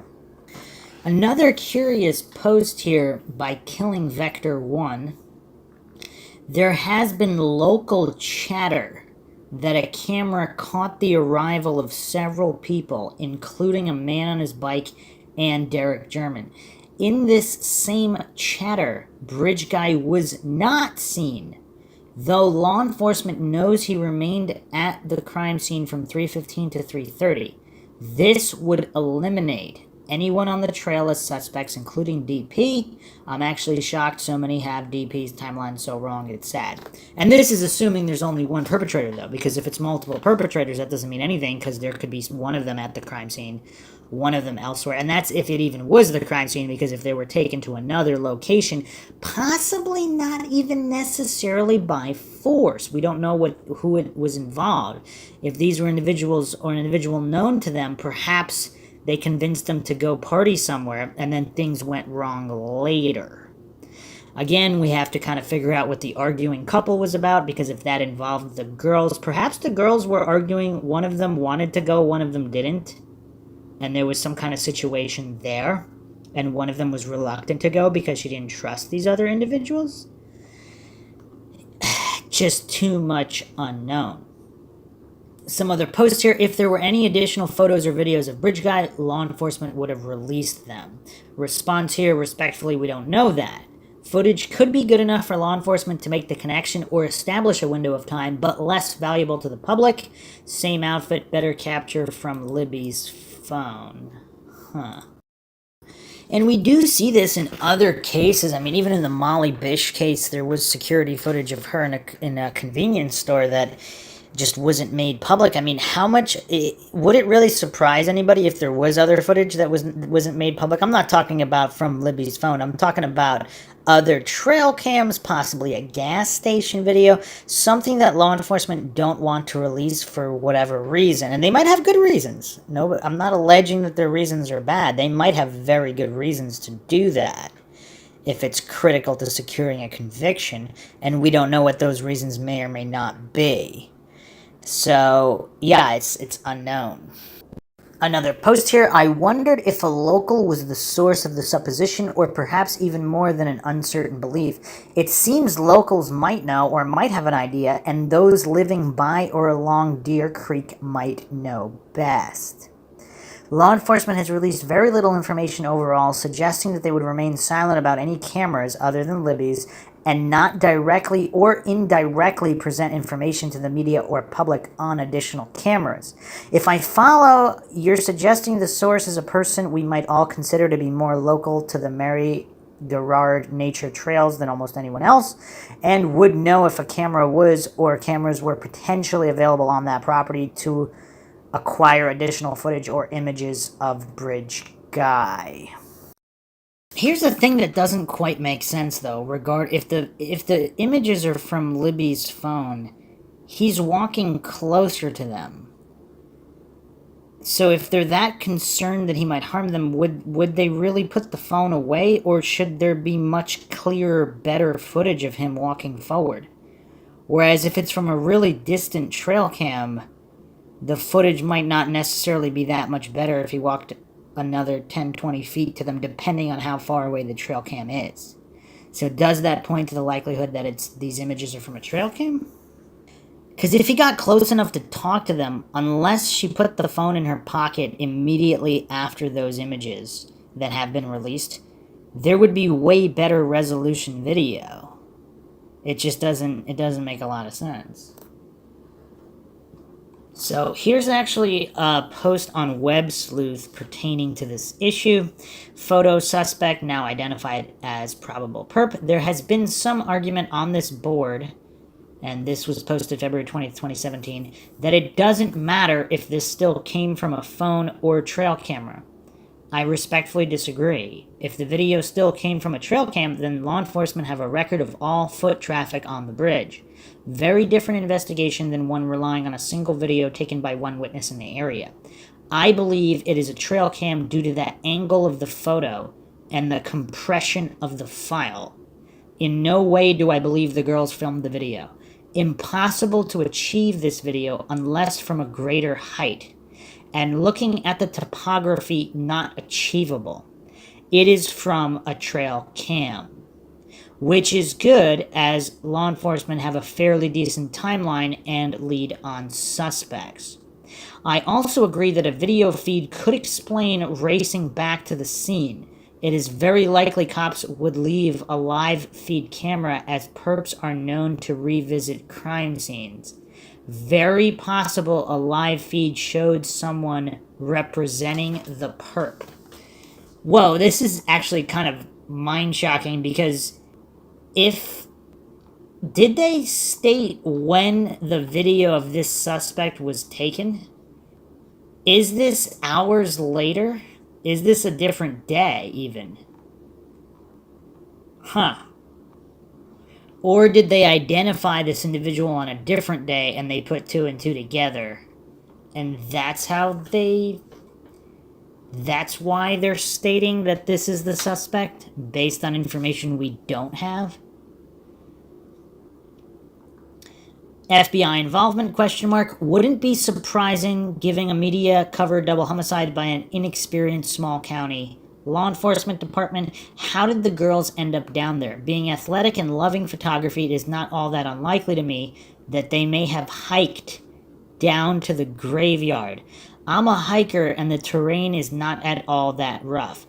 We aren't talking Colorado or Adirondacks, a mild ravine. It is, however, difficult topography to drag a body through. The girls were apparently tracked through footprints. There is no evidence on video of bodies being dragged through fallen leaves. Massive tracks would have been left, unless of course they were carried over shoulder or something of that nature. They were killed there. What I find strange is the different dates of death, the 13th for Libby and the 14th for Abby. Did she bleed out slowly? I can see a definite gun in that POI's pocket. Looks like a 9mm, which is not all that strange that he would carry while hiking. What is strange is he hasn't come forward, now identified as a likely perp. I've never followed this board before. This case just intrigues me and saddens me. I hope they catch this expletive. Women, learn to carry weapons and defend yourself. It is estimated that over 25% of college students are raped. Okay, so that is Piper's post here on Web Sleuths. Now, she mentioned the angle that these photos, these images, it's also curious because what is... I don't know. We have the... You know what's weird, though? The actual video... There's two images here. One of them, the angle looks a bit different than the second. That's really, really bizarre to me, because one of them, it looks like it is possibly a higher angle. On the other one, it's difficult to tell. They really... Has anyone... Yeah, if people need to do a reenactment with someone holding a cell phone camera from the position where the girls most likely were, and whether they were kneeling or standing, whatever the case may be, obviously their heights are known, so they can't be that... Obviously you're not going to have somebody who's 6.5 feet tall taking the video, holding their hand up to their eye with the phone. So I'm thinking this should be able to be, unless the bridge is uneven, but it doesn't look that uneven. It looks relatively even. So the angle of the photo is quite curious. It looks like it could be a little higher, but it's not so extreme for me to look at to say definitively. But it's definitely curious. The other thing is that the camera could, of course, the cell phone could have been moved, because in this, we have two Snapchats here, one with Abby in it and one not with Abby, and the angles, the heights are different, so obviously she could have lowered the phone to take a more dramatic photo of the bridge, as opposed to having the photo a little higher when she was taking a photo of Abby. So there's obviously a range here that could account possibly for the altitude change, which maybe could have been done by a camera, by a cell phone, not necessarily a trail cam. Another post here from Carbuff. At the end of the previous post, someone suggested that the high-level angle of the man walking might be from a selfie stick. That would fit if someone was taking a video of him, her, themselves, and later realized they caught this man in the background walking past him, her, them. Wow, that's actually quite mind-shocking. If they had the guy on the bridge, let's say somebody was there before Libby and Abby, and the guy was walking the bridge back and forth, and they got him in the background low res by using a selfie stick, that could explain the angle, the height. And if it was before Abby and Libby even got there, and then somehow they were able to deduce that it was this guy that was involved, and he was kind of stalking the area out before they got there, and that's what the image is from. It's not from Libby's phone, it's from somebody else's phone. But the audio is from her phone. Maybe there's also another video. That is a very, very astute observation and may very well be likely. And of course, police probably would not ever reveal that. So, there you have it. We discussed quite a few different options where the video was taken from. Was it a trail cam? Was it the phone? Leave your own theories, comments, thoughts, suggestions, rebuttals, or debunkings of any kind in the comment section. It's just another one of these very, very perplexing things that there's really nothing that can be done other than further speculation until more information is brought to light. Hope you guys enjoyed another edition of the Mindshock podcast. If you find it interesting, you can donate to our PayPal, help support the channel. Just check the link in the description. Make sure to subscribe to the channel, like, share this podcast on social media platforms, Twitter, Facebook, Reddit, Patreon. Patrons do get a priority for case topic, logical analysis, co-podcaster requests. Could also be a guest on the podcast depending on your tier. This is Bruce McGuire signing off. Catch you guys next time.